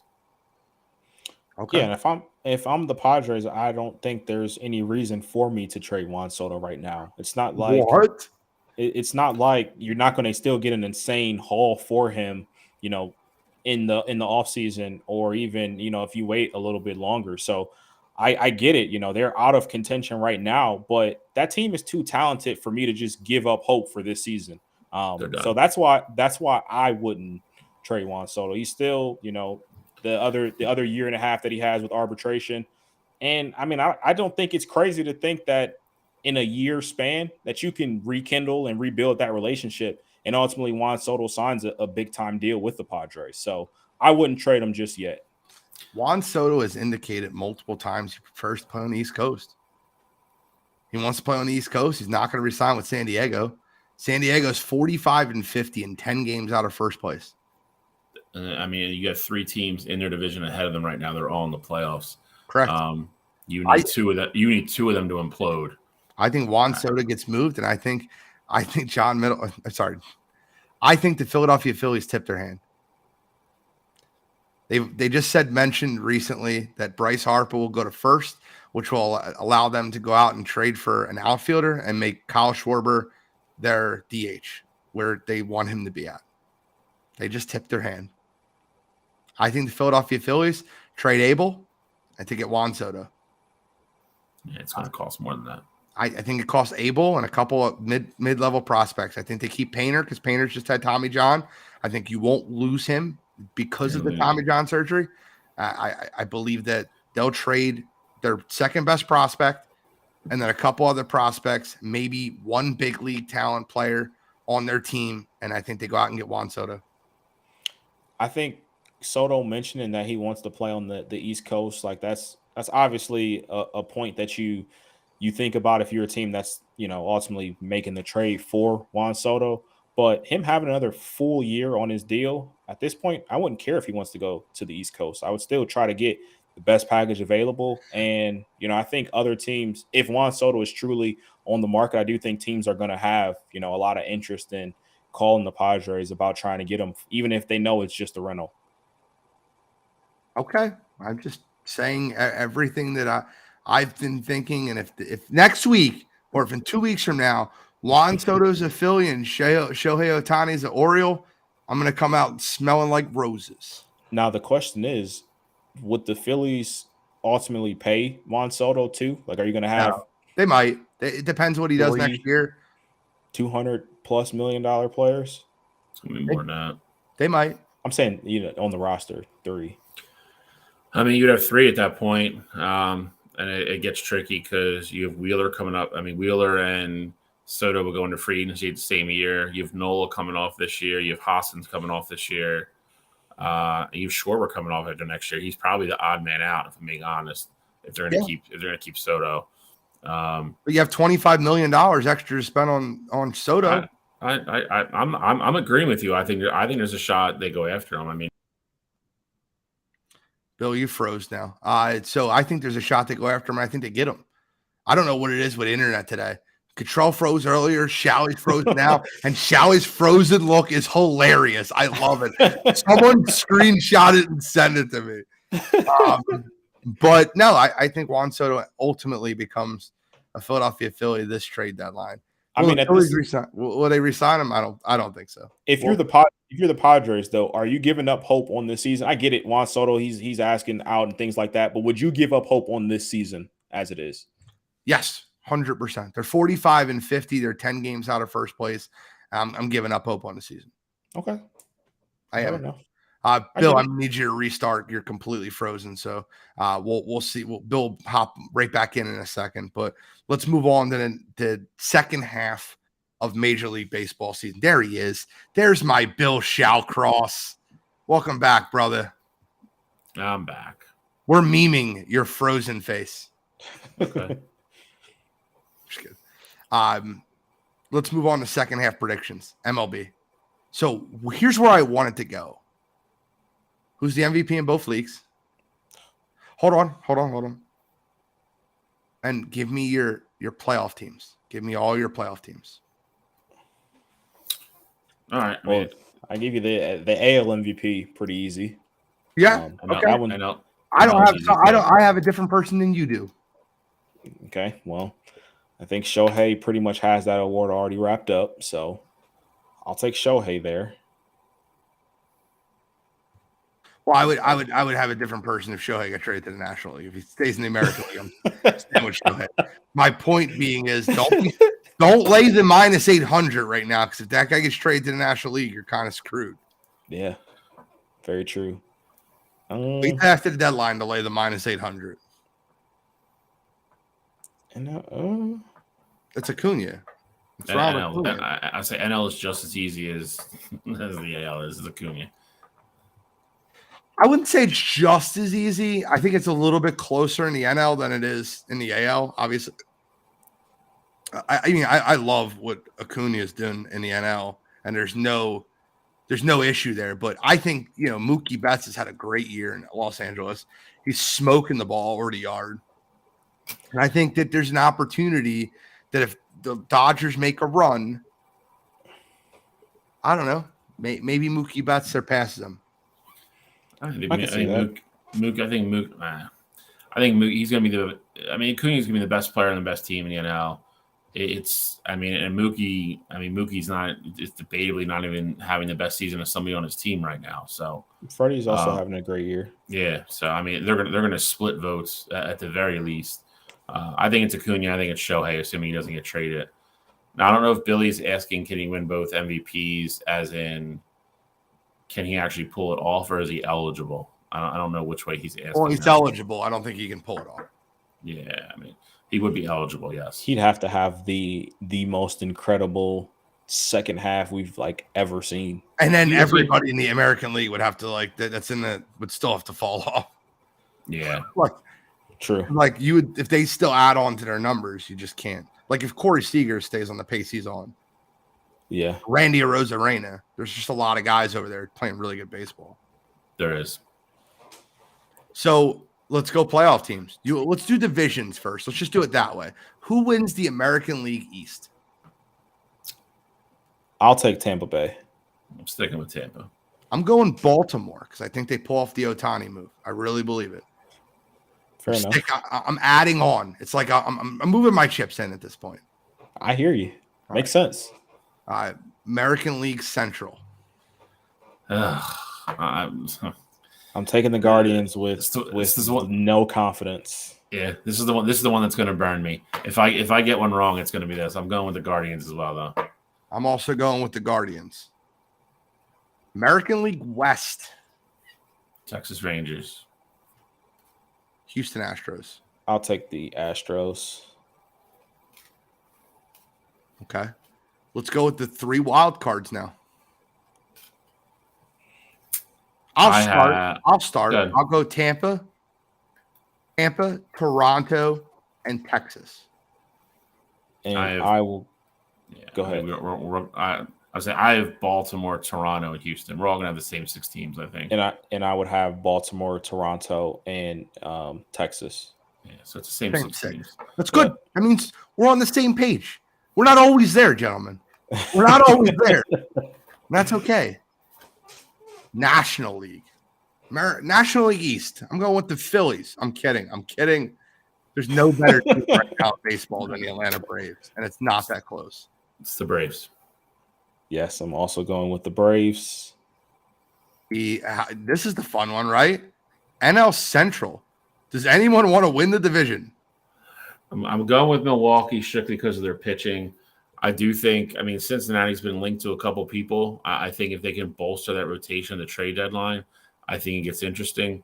I would love to see Ellie in the playoffs. I think it'd be great for baseball to have him on prime time. But I'm just going with Milwaukee's pitching down the stretch. It's too good. I'm going with Cincinnati. I think they obviously have been on somewhat of a slide here, but I think that ultimately what they have in their lineup, and then I just think they're going to have more. I think the Brewers are going to fold down the stretch. I got a crazy one for you. I don't have the Brewers. I don't have the Reds. I don't have the Cubs. I'm not picking the Pirates. I think the St. Louis Cardinals come back and win the division. They're 9.5 out right now. And I think everyone in that division folds. Cincinnati's already showing you they're folding. St. Louis has won 5 straight. They have the best team in the division roster-wise. I think St. Louis comes back. Guys, if you have $35 in your FanDuel account, they give you a free bet of $25. Throw it on the Cardinals to win the division right now. Just throwing it out there. I don't think that's crazy. Oh, I know. I know it's not crazy. I'm never crazy, brother. No, sometimes. All right. National League West. Dodgers. Doyers. I'm going Doyers. They're playing back to where they should be, and I think they're going to separate a little bit in that division. Okay, let's go with the 3 wild cards then. I'm going Phillies, Giants, and I think Arizona sneaks in as a 6. We've got the same 3 in the exact same order. I would 4, 5, go 6, just like you had it. Phillies, Giants, and I ultimately think the Marlins steal that last playoff spot. I think Sandy helps. He bounces back, and I think he puts on some performances for the ages. I hope so. They lost 6 straight too. Them and the Reds are on the slide. Yeah, we're in second place now. A couple of weeks ago we were still 4 or 5 back from them. So we have our MVPs in both leagues. We have our trade deadline conversation. We have our playoff teams. Let's give us our World Series. Gentlemen, who is going to win the World Series? You got your 6 playoff teams. Don't act like you don't remember this was coming. Go ahead, shall we? Start us off. I will have the Atlanta Braves representing the National League. And I will. I love that you started there. No suspense. We're not. No suspense. I'm gonna go a little bit of a weird, just gut thing. I just like the way they're playing. I like their lineup, and they're getting decent pitching. I'm gonna go Texas Rangers. Well, I don't know if I thought I was gonna have the craziest prediction, but I get it. No, that's probably going to be me because I am not going to go with the Atlanta Braves, although they're playing the best baseball. I'm going to go with the Los Angeles Dodgers because ultimately I do think that they make a move sometime before the deadline. I don't know who they're going to get, but I think they make a move and I think they get better. And I think they beat the Braves in a classic NLCS. And then on the other side, I'm going with the Toronto Blue Jays to get hot in the playoffs. And ultimately, I think the Dodgers take it over the Blue Jays. Well, I'm going with the best roster in all baseball in the NL. I'm going with the easy Atlanta Braves answer. And in the American League, why not throw the chips all in? Give me the friggin' Orioles, baby. Give me the Orioles. Give me Shohei Ohtani and the Baltimore Orioles. Orioles fans everywhere rejoice, and then Atlanta beats them in 4. I give you hope, and then I take it away. I'm going with Orioles, man. I really think the Orioles are going to pull it off and get Shohei Ohtani. I believe it. I believe it in the gut. If anything, I think it'd be more reasonable for them to try and go out and get Soto. It was a vision in my head. I'm going Ohtani. Hey, you got the Wild Thing jersey on, so, I mean, you might be right tonight.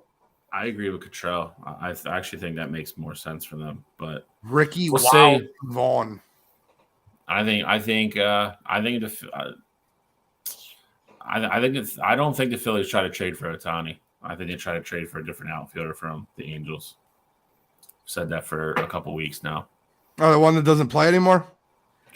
Let's see. Remember when I said he peaked? You also called Juan Soto Ted Williams, so I said he was the closest thing I've seen since Ted Williams. So that's fine. You could throw it at my face as long as you would just admit that Mike Trout peaked when I said he did. Fair enough. That's it. That's all I want to hear. He's 31. We'll see. Did he peak? Cottrell. No, he's not done yet. He did. He peaked. Thank you. That's all I want to hear. Listen, I can be wrong, and I'm fine with being wrong. I've been wrong about Juan Soto's batting. I have 100%. I'll admit when I'm wrong. We're good with that, guys. I like being wrong. What am I? Cottrell, I said this to you all the time. Shally, I said this to you all the night. What's my favorite thing to be called on this podcast? You're an idiot. I love it. Call me an idiot. Go in the damn thing. I love that. That's okay. But when I'm right, I'm right. And I was right. I was right about the Rams winning the Super Bowl. And I'm right about fucking Mike Trout peaking.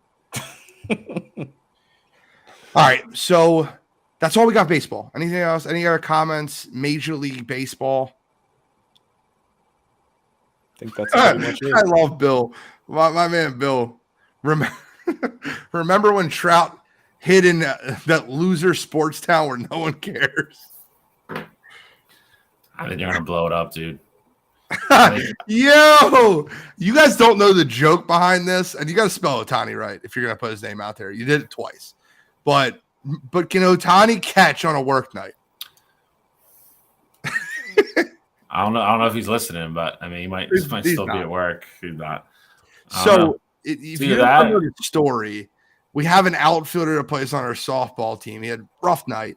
Great guy. My friend. I'm not here to trash him on a podcast, but he had a rough night in the outfield, and couple excuses were thrown out in the chat. He was like, "It's a really dark night. It was a work night, and you're never gonna leave that. You can't. You're not gonna live that down. You can't say that as an excuse. I had a rough night. That's what needs to be said. That's it. At the end of the day, like, we're not professional softball players. It's okay. Just the work night thing. We can't use that one.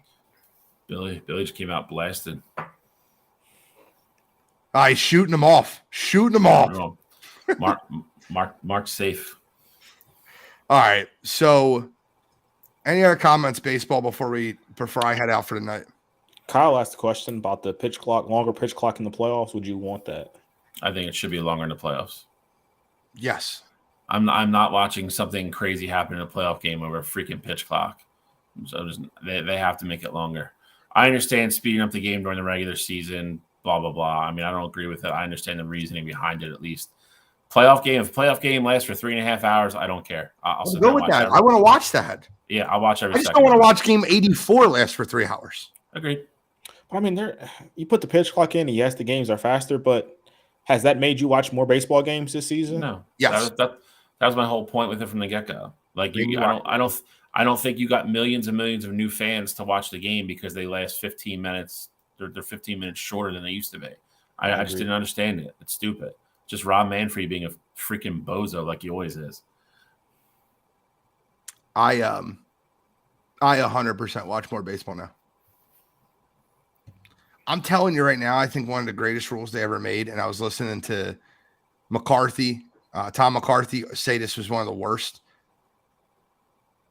is the 3 batter rule for relief pitchers, that they have to face 3 batters.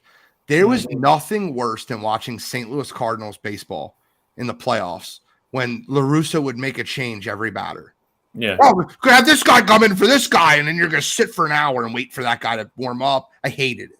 It wasn't just them. That was the problem. It was pretty much every playoff game you would watch. You know, that's back when every bullpen had 2 or 3 lefties, and you got an 8th or 9th inning, 7th, 8th, or 9th inning situation. That's what you were going to get. If you had a lefty coming up, there was one guy who's going to come in and get one guy, take him out of the game, commercial. Some other guy's got to come in from the bullpen, warm up, pitch to another guy. Like, I mean, I agree with that. That is something that I think universally helped the game. You want to bring a guy in, he's got to get 3 people out. He's got to face 3 batters. He's got to face 3 batters. Greatest rule change ever. And if a guy's doesn't have it and he gets lit up for 3 batters, that makes it even more fun for me. See, that's why I'm not a big fan of it, because strategy is strategy. And I get it made the game longer, things like that. But if I got a guy who I know is going to go out there, he's going to get this one guy out, I want to be able to just take him out the game and throw on my next guy who I game plan for. I get it, made the game longer, but I'm all about good strategy. I'm tired of seeing sidearm lefty relievers come in to face lefty batters and then not have to face a righty. I'm tired of it. You want to pitch in the major leagues, you got to be able to get lefties and righties out. I don't want to hear it. I mean, if that's the case, then I mean, there's a reason why left-handed pitchers are so valuable. So correct. Doesn't mean that they can't. But a lot of good ones can get righties out too. That's also true. But hey, if you can only get lefties out, I'm good with you facing your one batter and we throw in the next coming from guy. the guy on this panel that watches the least amount of baseball. I don't want to hear it. Hey, that's perfectly fine. If you're upset about, guys coming in and just another added commercial, doesn't make me any issue anyway. It definitely bothers me, especially in the playoffs. Okay, let's move on to grass ping pong. The Ladies World Cup is starting soon. What date? I don't know. Shally will tell you because I could care less. But we're going to talk about soccer. If you guys all want to hop off and not listen to the podcast anymore, that's okay because soccer's boring. But okay, guys, Shally, break down the World Cup, and I'm going to pick America because America, and that's where we're going to land at. It actually starts tomorrow morning. So this is a co-host for this year's Women's World Cup. Australia and New Zealand are the 2 host countries, both automatic bids. Both teams are in. First games kick off early tomorrow morning. It'll be weird time zones. I don't know how well it's going to do in the U.S. because the games are either really early in the morning or really late at night. Because I don't know how many hours Australia has. You got a better chance to get me to watch women's soccer at 7:30 in the morning than you do it. Oh, that's when it's on. Time. I'll watch it then. I'll wake up and turn it on. Oh, goal happened. All the games are early in the morning between 5 and 8 a.m. And then they start again at like 10 o'clock at night because they're, like I said, they're 12 hours ahead. And they're not making them play in the middle of the day over there because it's 110 degrees. So they don't need anybody falling over on the pitch. But defending champs of the U.S., obviously, won last year. Defending gold medal champions from the last Olympics, which is Canada. They're in the tournament as well. 8 groups, 2 teams advance, get down to the final 16, and then you start playing single elim. A lot of good matchups. Should be a good tournament. You have a lot of the U.S. is not as strong as it has been historically in the past. Still the best team on paper, but they got a lot of young players that are going to be playing their first World Cup. Got to see how they're going to perform under pressure. They're going to be far away from home. You got a couple of other big teams that are missing a couple key players as well, just like the U.S. are. So I don't think any of the big squads are really coming in here at full strength. So I think it's going to be a very interesting tournament. Troy, you want to add on to that? No, I mean, I think, going into this, clearly, United States is going to be the most talented team, for a lot of different reasons. I mean, this team is very young. Your household names are still going to be on the team, your Megan Rapinos and stuff like that. But she's just going to be in a different role this time around. She's already mentioned that this will be her last World Cup, and she plans on retiring before the end of the year. So I think this will be a fun time to get to know the other stars of the U.S. team. But ultimately, I mean, I think there's only one team that I would have given the U.S. any problems that I could see potentially winning in a game over them. Yeah, I mean, I think if they play well, I mean, I think they at least get there. I think anything short, of a championship game appearance, or maybe even a Final Four, depending on how the brackets break down, I think would be a failure. But yeah, I mean, Megan Rapinoe is going to come off the bench. She's not going to start. They're going to have Alex Morgan up top with Sophie next to her, who is 18 years old. I mean, Stud. she's a phenom. She's a stud, but I mean, she's a teenager. I mean, she just graduated high school and she's going to go start, next to Alex Morgan in the World Cup. So it's a lot. I mean, we got lucky in one aspect that Julie Ertz made it back, from having her baby and got back in shape and made the team. And then, we turn around and lose Becky Sauerbrunn, who was our captain and, our defensive stalwart in the middle behind Julie Ertz. So it's going to be interesting. I mean, some of these groups are a little lopsided, but the U.S. is going to have to play well. If they play well, I think they can still win. But it's not going to be a year where if they go out and have a substandard game, in the semifinals or something, I mean, they absolutely have a bigger chance of losing, compared to previous World Cups. Okay, so I did something I never do. Joseph Jeffers, Kyle Edwards, check your inbox. I sent the link to the show. If you guys want to give us some soccer analysis, you're more than welcome to hop on. You got a couple minutes. Click on, tell us some soccer. And I know you guys are soccer fans. Kyle said he's going to make me a soccer fan. If you guys can hop on, click the link, hop on. I'll put you right on air. You want to go through the groups, Cottrell? We're not going through all the groups, right? I don't think not? we necessarily need to, but well, we got New Zealand and Norway and Philippines and Switzerland. I'll give you who wins each group. You want to do that? I'm talking about who's coming out of each group. That's all I meant. Okay. We got two, right? You got to pick two? Two. Okay, I got it. I'm ready. I'll pick it off top of my head. Go for it. New Zealand and Switzerland. I'm going Norway and Switzerland. I'm also going Norway and Switzerland. Okay, Group B. I got Australia and Canada. I'm also going Australia and Canada. See, I need to go first because you guys know some of the stuff, so my answer will be a lot more funny when I just say stuff. Okay, go ahead, Gene. Australia and Canada. All right, so give me Spain and Japan. That's what I have. That's a great answer, Gene. Yep. Okay. For Group D, keep it cooking. Give me England and Denmark. Same for me. Same for me, but I wouldn't be surprised at all if Denmark didn't make it out. Like if China somehow made it out of this group, I wouldn't be too surprised. England is by far the best team in it, but I'm going England and Denmark as well.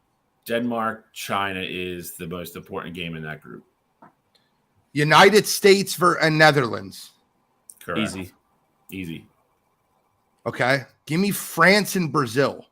Easy. Again, easy. I'm just picking big soccer countries. That's all I'm doing at this point. Give me, this is a fun one. These are all big names. Give me Italy and Argentina. Sweden is for sure coming out of that group. Yeah. I don't know. I don't know Sweden. I'm for Sweden. And I mean, Italy's probably your second favorite, but I'll take Argentina. Give me Sweden and Argentina. I will go Sweden and Italy. So both my picks got picked. You guys just but Sweden's making it out for sure. All right. Sweden's like number 3 or 4 in the world. They're coming out of that group. The only two countries that I would assume that have any bit of a soccer program in Group H would be Germany and Colombia. I am going Germany and South Korea. I am also going Germany and South Korea, Bill. Okay. Well, but I wouldn't be surprised, Gene. I will say though, Colombia would be the least surprising.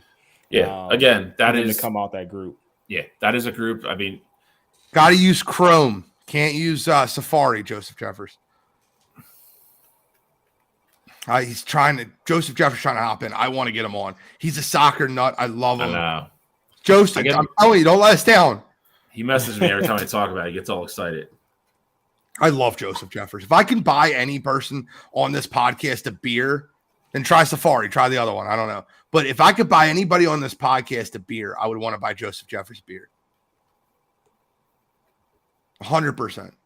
So, all right. So now we have to give let's give our final 4. That's what I did final 4 in the championship game. Okay.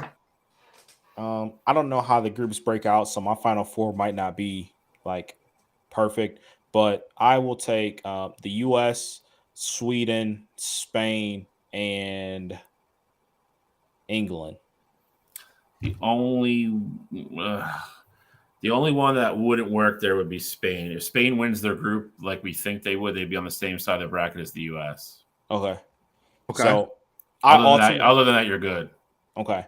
So what I will say though, and this is just me spitballing here, I think that the only team who I would be afraid of if I'm the U.S. is Spain.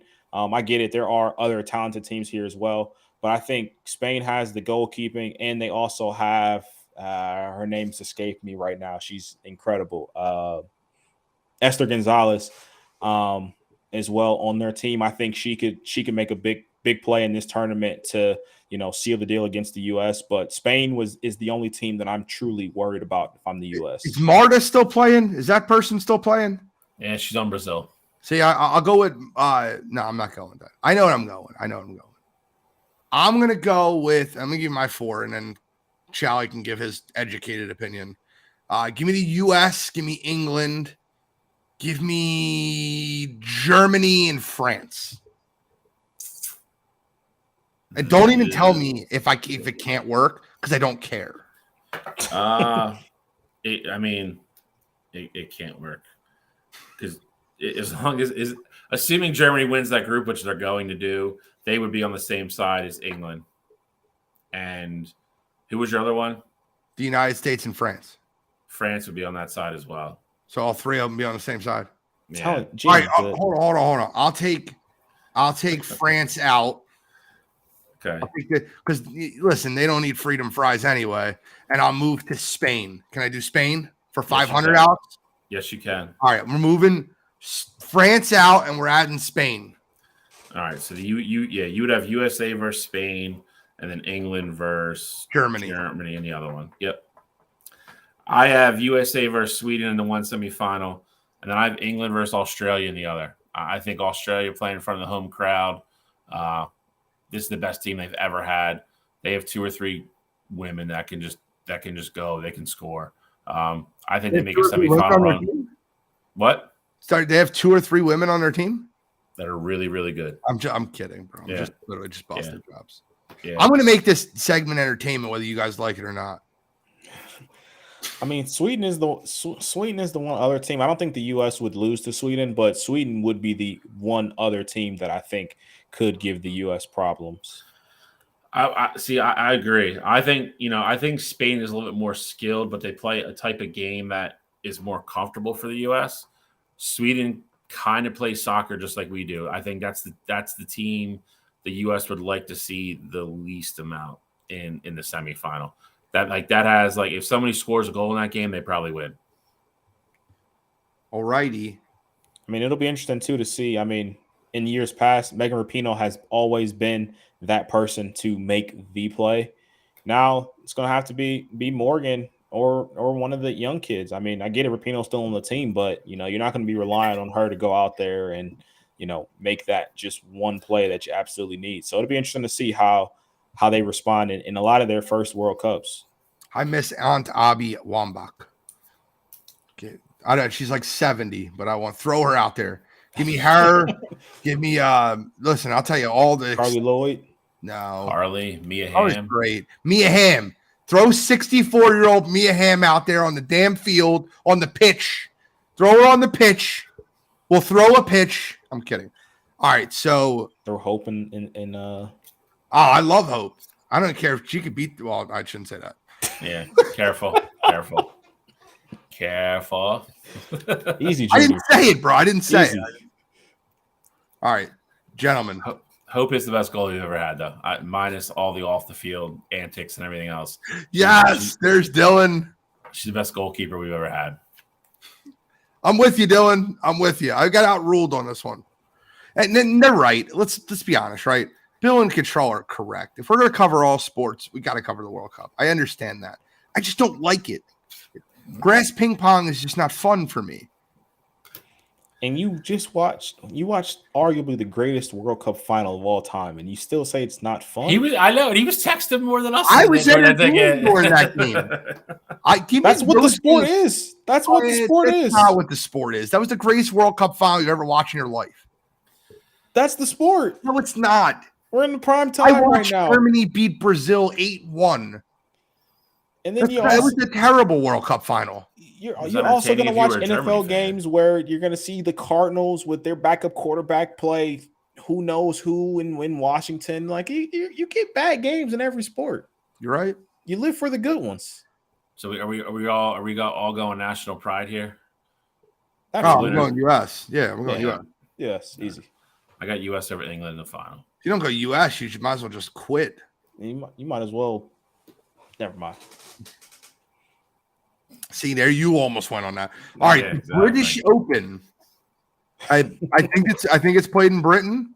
What do you think, Shally? Is it played in Britain? It's not the British Open anymore. It's just called the Open or the Open Championship. You cannot call it the British Open anymore. Okay, the Scottish Open. No, that's a separate tournament. I'm kidding. The Open Championship 2023. The 151st Open Championship. No, it's not. Because it's the British Open for 149 of them. Second Open Championship. Don't lie to these people. It's actually started 6 or 7 years ago. You cash. Oh, man. So 151st Open actually starts here in about 5 hours because, they're ahead of us. So Royal Liverpool Golf Club, 13th time hosting the Open. Last 2 times that they held it, Tiger Woods won back in 2006 and 2014. Rory McIlroy won. Weather always plays a factor in the Open Championship, which everybody is the reason everybody loves to watch it. You get hurricane-like winds blowing the ball sideways. It's raining. People can't hold on to their clubs. It's great. They've gotten a bunch of rain already over the last week and a half. The course is actually pretty soft, which is not ideal, but I think it'll be a little bit higher scoring Open, if I'm being honest. I think Saturday might be a washout. They might have to finish Monday, but the course is going to be soft. The course is going to be gettable for these guys. So, first did a huge renovation on it since the last time they played on it, which in 2014, like I said, when Rory won. It's a par 71 now versus par 72. It's almost 7,400 yards. So it's going to play a little bit more difficult than it did last time. You lose a par 5 and you gain a really long par 4. So, it's going to be interesting. It'd be like any other major. See who plays well for 4 days in a row. Oh, okay. Do we get to give our picks now? Go ahead. Shally's got 6. So I have 3. I always have 3. I have my normal 4. So you can. I have 3. I have 2 regular ones, and then I have a real long shot. All right. So give me Victor Hovland at plus 1,500. I'm not taking Rory. I don't care that he's plus 525. I think that's cheating. You're not allowed to take guys that's better than plus 1,000. Sorry. So I'm going Victor Hovland at plus 1,500. My guy Tyrell Hatton at plus 2,500. And I'll tell you right now, I'm going back to the well. I'm throwing $20 on it. Give me Hideki Matsuyama at plus 6,500 for the win. It is going to be that group is going to be very interesting. He's playing with Patrick Cantlay and Brooks Koepka, and Hideki and Cantlay are 2 of the absolute slowest players on the tour, and Brooks is one of the fastest.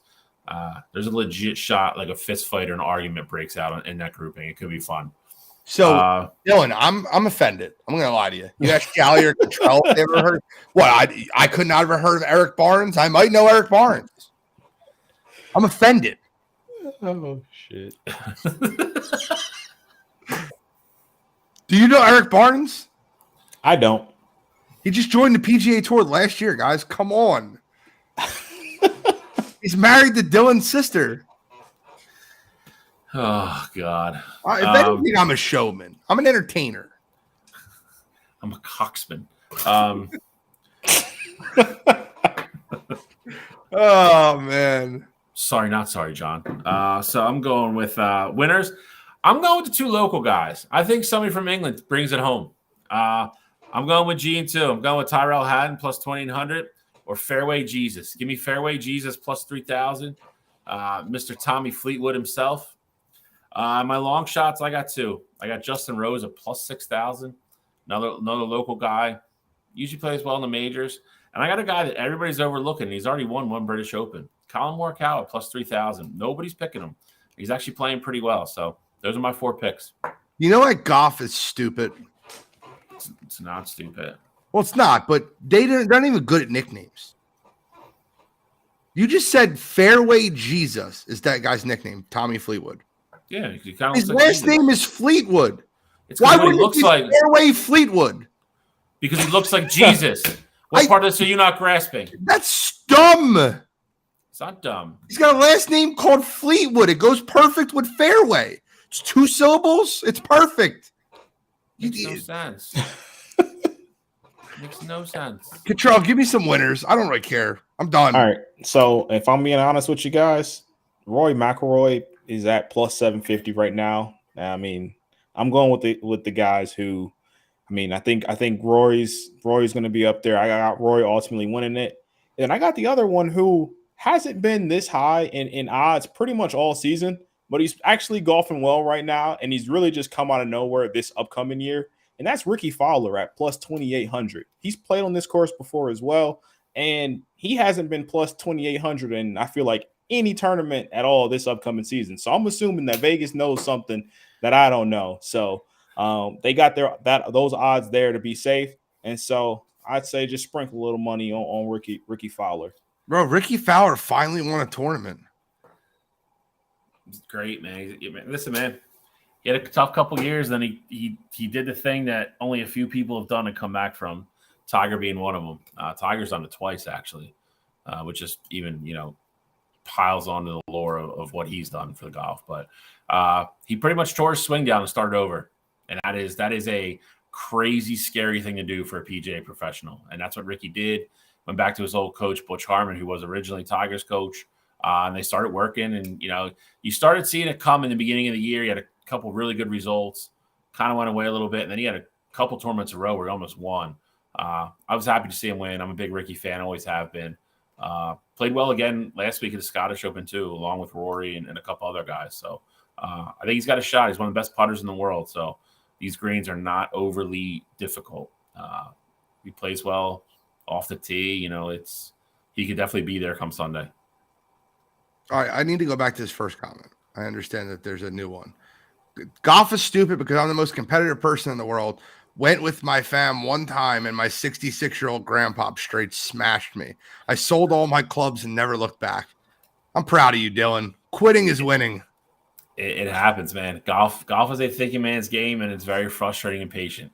No, chess is a thinking man's game. Yeah, golf is too. I mean, both could be true. And chess is a board game. It's not a sport. But and NASCAR is driving. It's not a sport. Left turn, left turn, left turn. The only thing that's worse than grass Formula One's not left turns. The only thing worse than grass ping pong is NASCAR. They're trying. They're switching up all their circuits. They're racing in Chicago 2 weeks ago. All right. That was F1 terrible because it was raining. Because it was raining. If it wasn't raining, it would have been even a better race. F1's taking over the world anyway, so it doesn't matter. Okay. Let's get into You Gotta Be Kidding Me. Cottrell, start us off. All right. So, this week, I really didn't have one. up until today. Oh, you better not be taking my 2 weeks in a row. News came out today that Cleveland Browns defensive tackle Perion Winfrey was with a woman downtown Cleveland and threatening to assault her, and she was taking a video of it. He was threatening to bring out his gun. He was threatening, if she didn't turn the video off, that he was just going to beat her. And he asked her, was she afraid, and did she realize that he had his gun on him and things like that. This is Perry Winfrey's not first time being in trouble in Cleveland, not his second time, but his third time, and it's only his second season. So, of course, she posted it on social media, the video that she had taken. She posted on Instagram. She tagged the Browns, and she asked them, is this the kind of player that you guys are going to employ? And the Browns wasted absolutely no time putting out a tweet saying, we have released Perry Winfrey from the team. So Perry Winfrey, from being a fourth-round pick with all this potential in the world, coming out of Oklahoma, and you came to Cleveland with this chip on your shoulder, which was great. But then you go out there and you make 3 mistakes like that. This is the third time that I've had to use you, and you got to be kidding me, within the last 12 months. That's absolutely crazy. You're probably not going to find a job in the league this upcoming season because no one's going to want to bring in that baggage. And you were already on the borderline of being on making the 53-man roster to begin with. So Perion Winfrey, for me, throwing away your entire NFL career for really nothing. Come on, you gotta be kidding me. Doug said golf is great. I would expect that out of you, Doug. Golf is great. Aren't you the one that always wants to go golfing? I like hitting the ball, driving the ball. Have you ever been on a course? Yes. I shot under 100 once. You didn't enjoy it? I enjoyed it. Yes, I did. So why all the hate then? Because it's miserable to watch. So is baseball sometimes. We still do it. I love the nuance. I love the nuances of baseball. What? So shall we? Nuances of golf. If you played more golf, you would get more to the nuances of that. So Shally plays softball with me. I think so much. There's so many ideas in my head of where people should be, where the ball should go, where someone should be backing up. The mental game to me is so exciting to watch. It's the reason I love football so much, because I can read NFL defenses. But I mean, golf is a very mental, strategic game, dude. I think I read NFL defenses better than some of the bad starting quarterbacks in the NFL. I think that is insane to say. I do. Bro. Are you being serious right now? Or is this NFL defenses better than some of the bad NFL quarterbacks do? Is this Rondo or is this trolling? Which one is this? I think that's worse than the Ronda statement. I really do. I would 100% beat Ronda in a UFC fight. I'm not doing this again. Like, you don't have to. No reading better than. I think there's probably. You think Jamarcus Russell read defense is better than me? Yes. No, he didn't. I think there's probably, of the 116 FBS programs, there's probably 98 of those 116 that read defense is better than you. See, you never watch football with me, bro. I mean, I get it, knowing a cover 2 and a cover 3, I get it, but there's so much more to it. Yeah, you're talking about reading a defense, sitting in a chair watching it on TV. It's a million times different than recognizing what happens after you snap the ball. Listen, I don't know what's happening at the huddle. I don't know what's happening when they snap the ball. I know what I'm watching on the TV, and I know that a lot of quarterbacks screw it up. Yeah, but you would screw it up too because you'd be looking at it from their You're point absolutely of view. right. I'm not saying I'd be a quarterback. I'm saying I'm reading the defense better than they are in the game. But we just watched. You just talked about how you binged quarterback. You see what goes into it behind the scenes. You think Marcus Mariota is clearly not a top 30 quarterback in the NFL. He reads defense better than you, Gene. Marcus might. I'm not talking about Marcus. He's not top 30. So who are we talking about? I'm saying some of the bad quarterbacks, like Michael Vick, for the first half of his career, I think I read defense better than him. I do. He was terrible at reading defenses. He just relied on athleticism. All right, Shal, you're up. I mean, you should be you got to be kidding me now. Use it. Don't use it.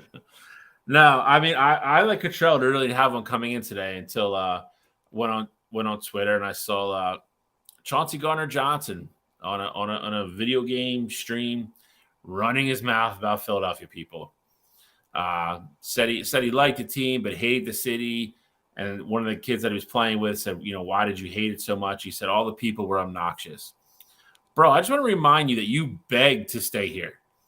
You did not want to go to Detroit. You begged to stay here. You said you would take less money, and we still didn't offer you what you wanted. So now you're a Detroit Lion. You're the jaded ex-girlfriend, dude. Like, it's over. We broke up. Everybody's moved on. You have a new girlfriend. We have a new girlfriend.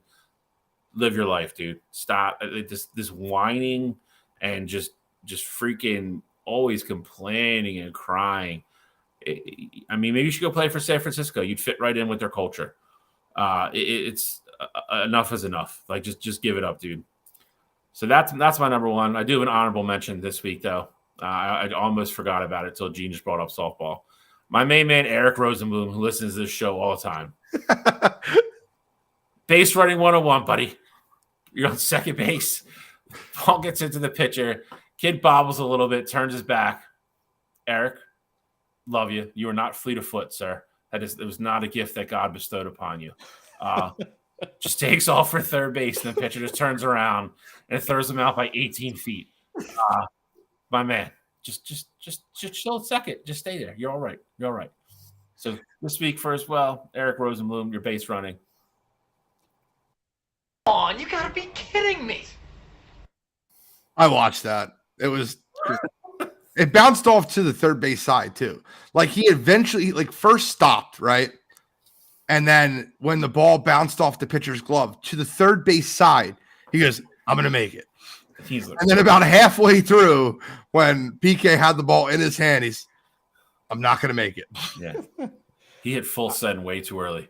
I have to say, though, as much as I love you guys, you East Coasters can be a little obnoxious. I get it. You don't want to hear it coming from CGJ, but, I'm just saying he does have a point. Sorry, we're passionate because our teams win. It's not. No. I'm not even talking about football. I'm not even talking about football. Look. I lived there, had to deal with the customers in the area. I'm just saying the people in general. Not even talking about sports. Passionate people be obnoxious. We didn't grow up looking at cows and big yards of grass. Like, it's not what we are, Cottrell. It's not what we are. I get it. I'm not going to respond to that. My you got to be kidding me this week is Johnny Bench. Johnny Bench was on a radio show or speaking at a Reds Hall of Fame ceremony, and they were talking about the amount of money that a player made. I'm going to give you the exact comments, but I won't say what he said. Reds general manager Gabe Paul, who's Jewish, and former pitchers Danny Graves and Bronson Arroyo, the trio is being inducted into the Reds Hall of Fame. The Reds have spoken to Johnny, who expressed since regret. His comments did not respect the values of the Reds organizations. That's fine. Paul, who died in 1998, was represented at the event Saturday by his daughter, Jeannie Paul. Near the end of the news conference, Pete Rose recalled his first contract negotiation with Gabe Paul. When I got out of high school in 1960, Gabe Paul signed me to a contract for $400 a month. Jeannie Paul quipped, "That's cheap. Never mind." Bench then responded, well, he was and referred to the religion of the GM. He was a Jew. He's what he said. The crowd kind of laughed. They stopped it. And, later the Reds are like, that's not how we handle it. That's not okay. Johnny Bench and typical big red machine Reds overall just don't know how to not say really dumb stuff. I guess that comes from Ohio, though. I think it's an Ohio thing. But he's not from here. For this week, Johnny Bench. Come on, you gotta be kidding me. Fun show, a lot of laughs. Any final comments, gentlemen? College football, baby. Next week. We have a lot next week, which is great. We do. I do have one last one. I can't forget this because he is watching right now. He's actually downstairs. But my main man Jack wanted to say thank you to Gene for helping him with his watch. He appreciates it. No problem. And for the record, Johnny Bench is from Oklahoma City, so we don't claim him here in Ohio. You're all in the Midwest. You're all the same. Did he play for the Reds? Hey, he's not one of us. Okay, he's a Red. We don't even like Cincinnati. We call them Kentucky people anyway. So, Jesus. So the whole state of Ohio just doesn't recognize Cincinnati as part of the state. We all talk about Cincinnati as Kentucky. That's the biggest running joke in Ohio. Okay, I don't know, but thank you so much for tuning into this week's episode of Wire to Wire Sports Podcast.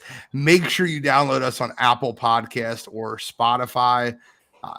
Give us a download, share us. We're growing. We appreciate it. You guys have seen the numbers. Check out the reels. We're having some fun. Really fun show. Next week, we're getting into the offensive side of the ball for the NFL. We got some NFL. We're going to break down more NFL lists. We got NCAA. We're going to do our first conference prediction next week. 5 straight weeks of conference predictions. We got UFC next week. I'm looking forward to it. Dylan said, I've been to both. Cincy is much better than Cleveland. Ouch. Marlon Bradley said, thank you guys. Enjoyed the hell out of this show. Thank you, brother. That's all we got. Episode 145, Wire to Wire Sports Podcast. We are signing out.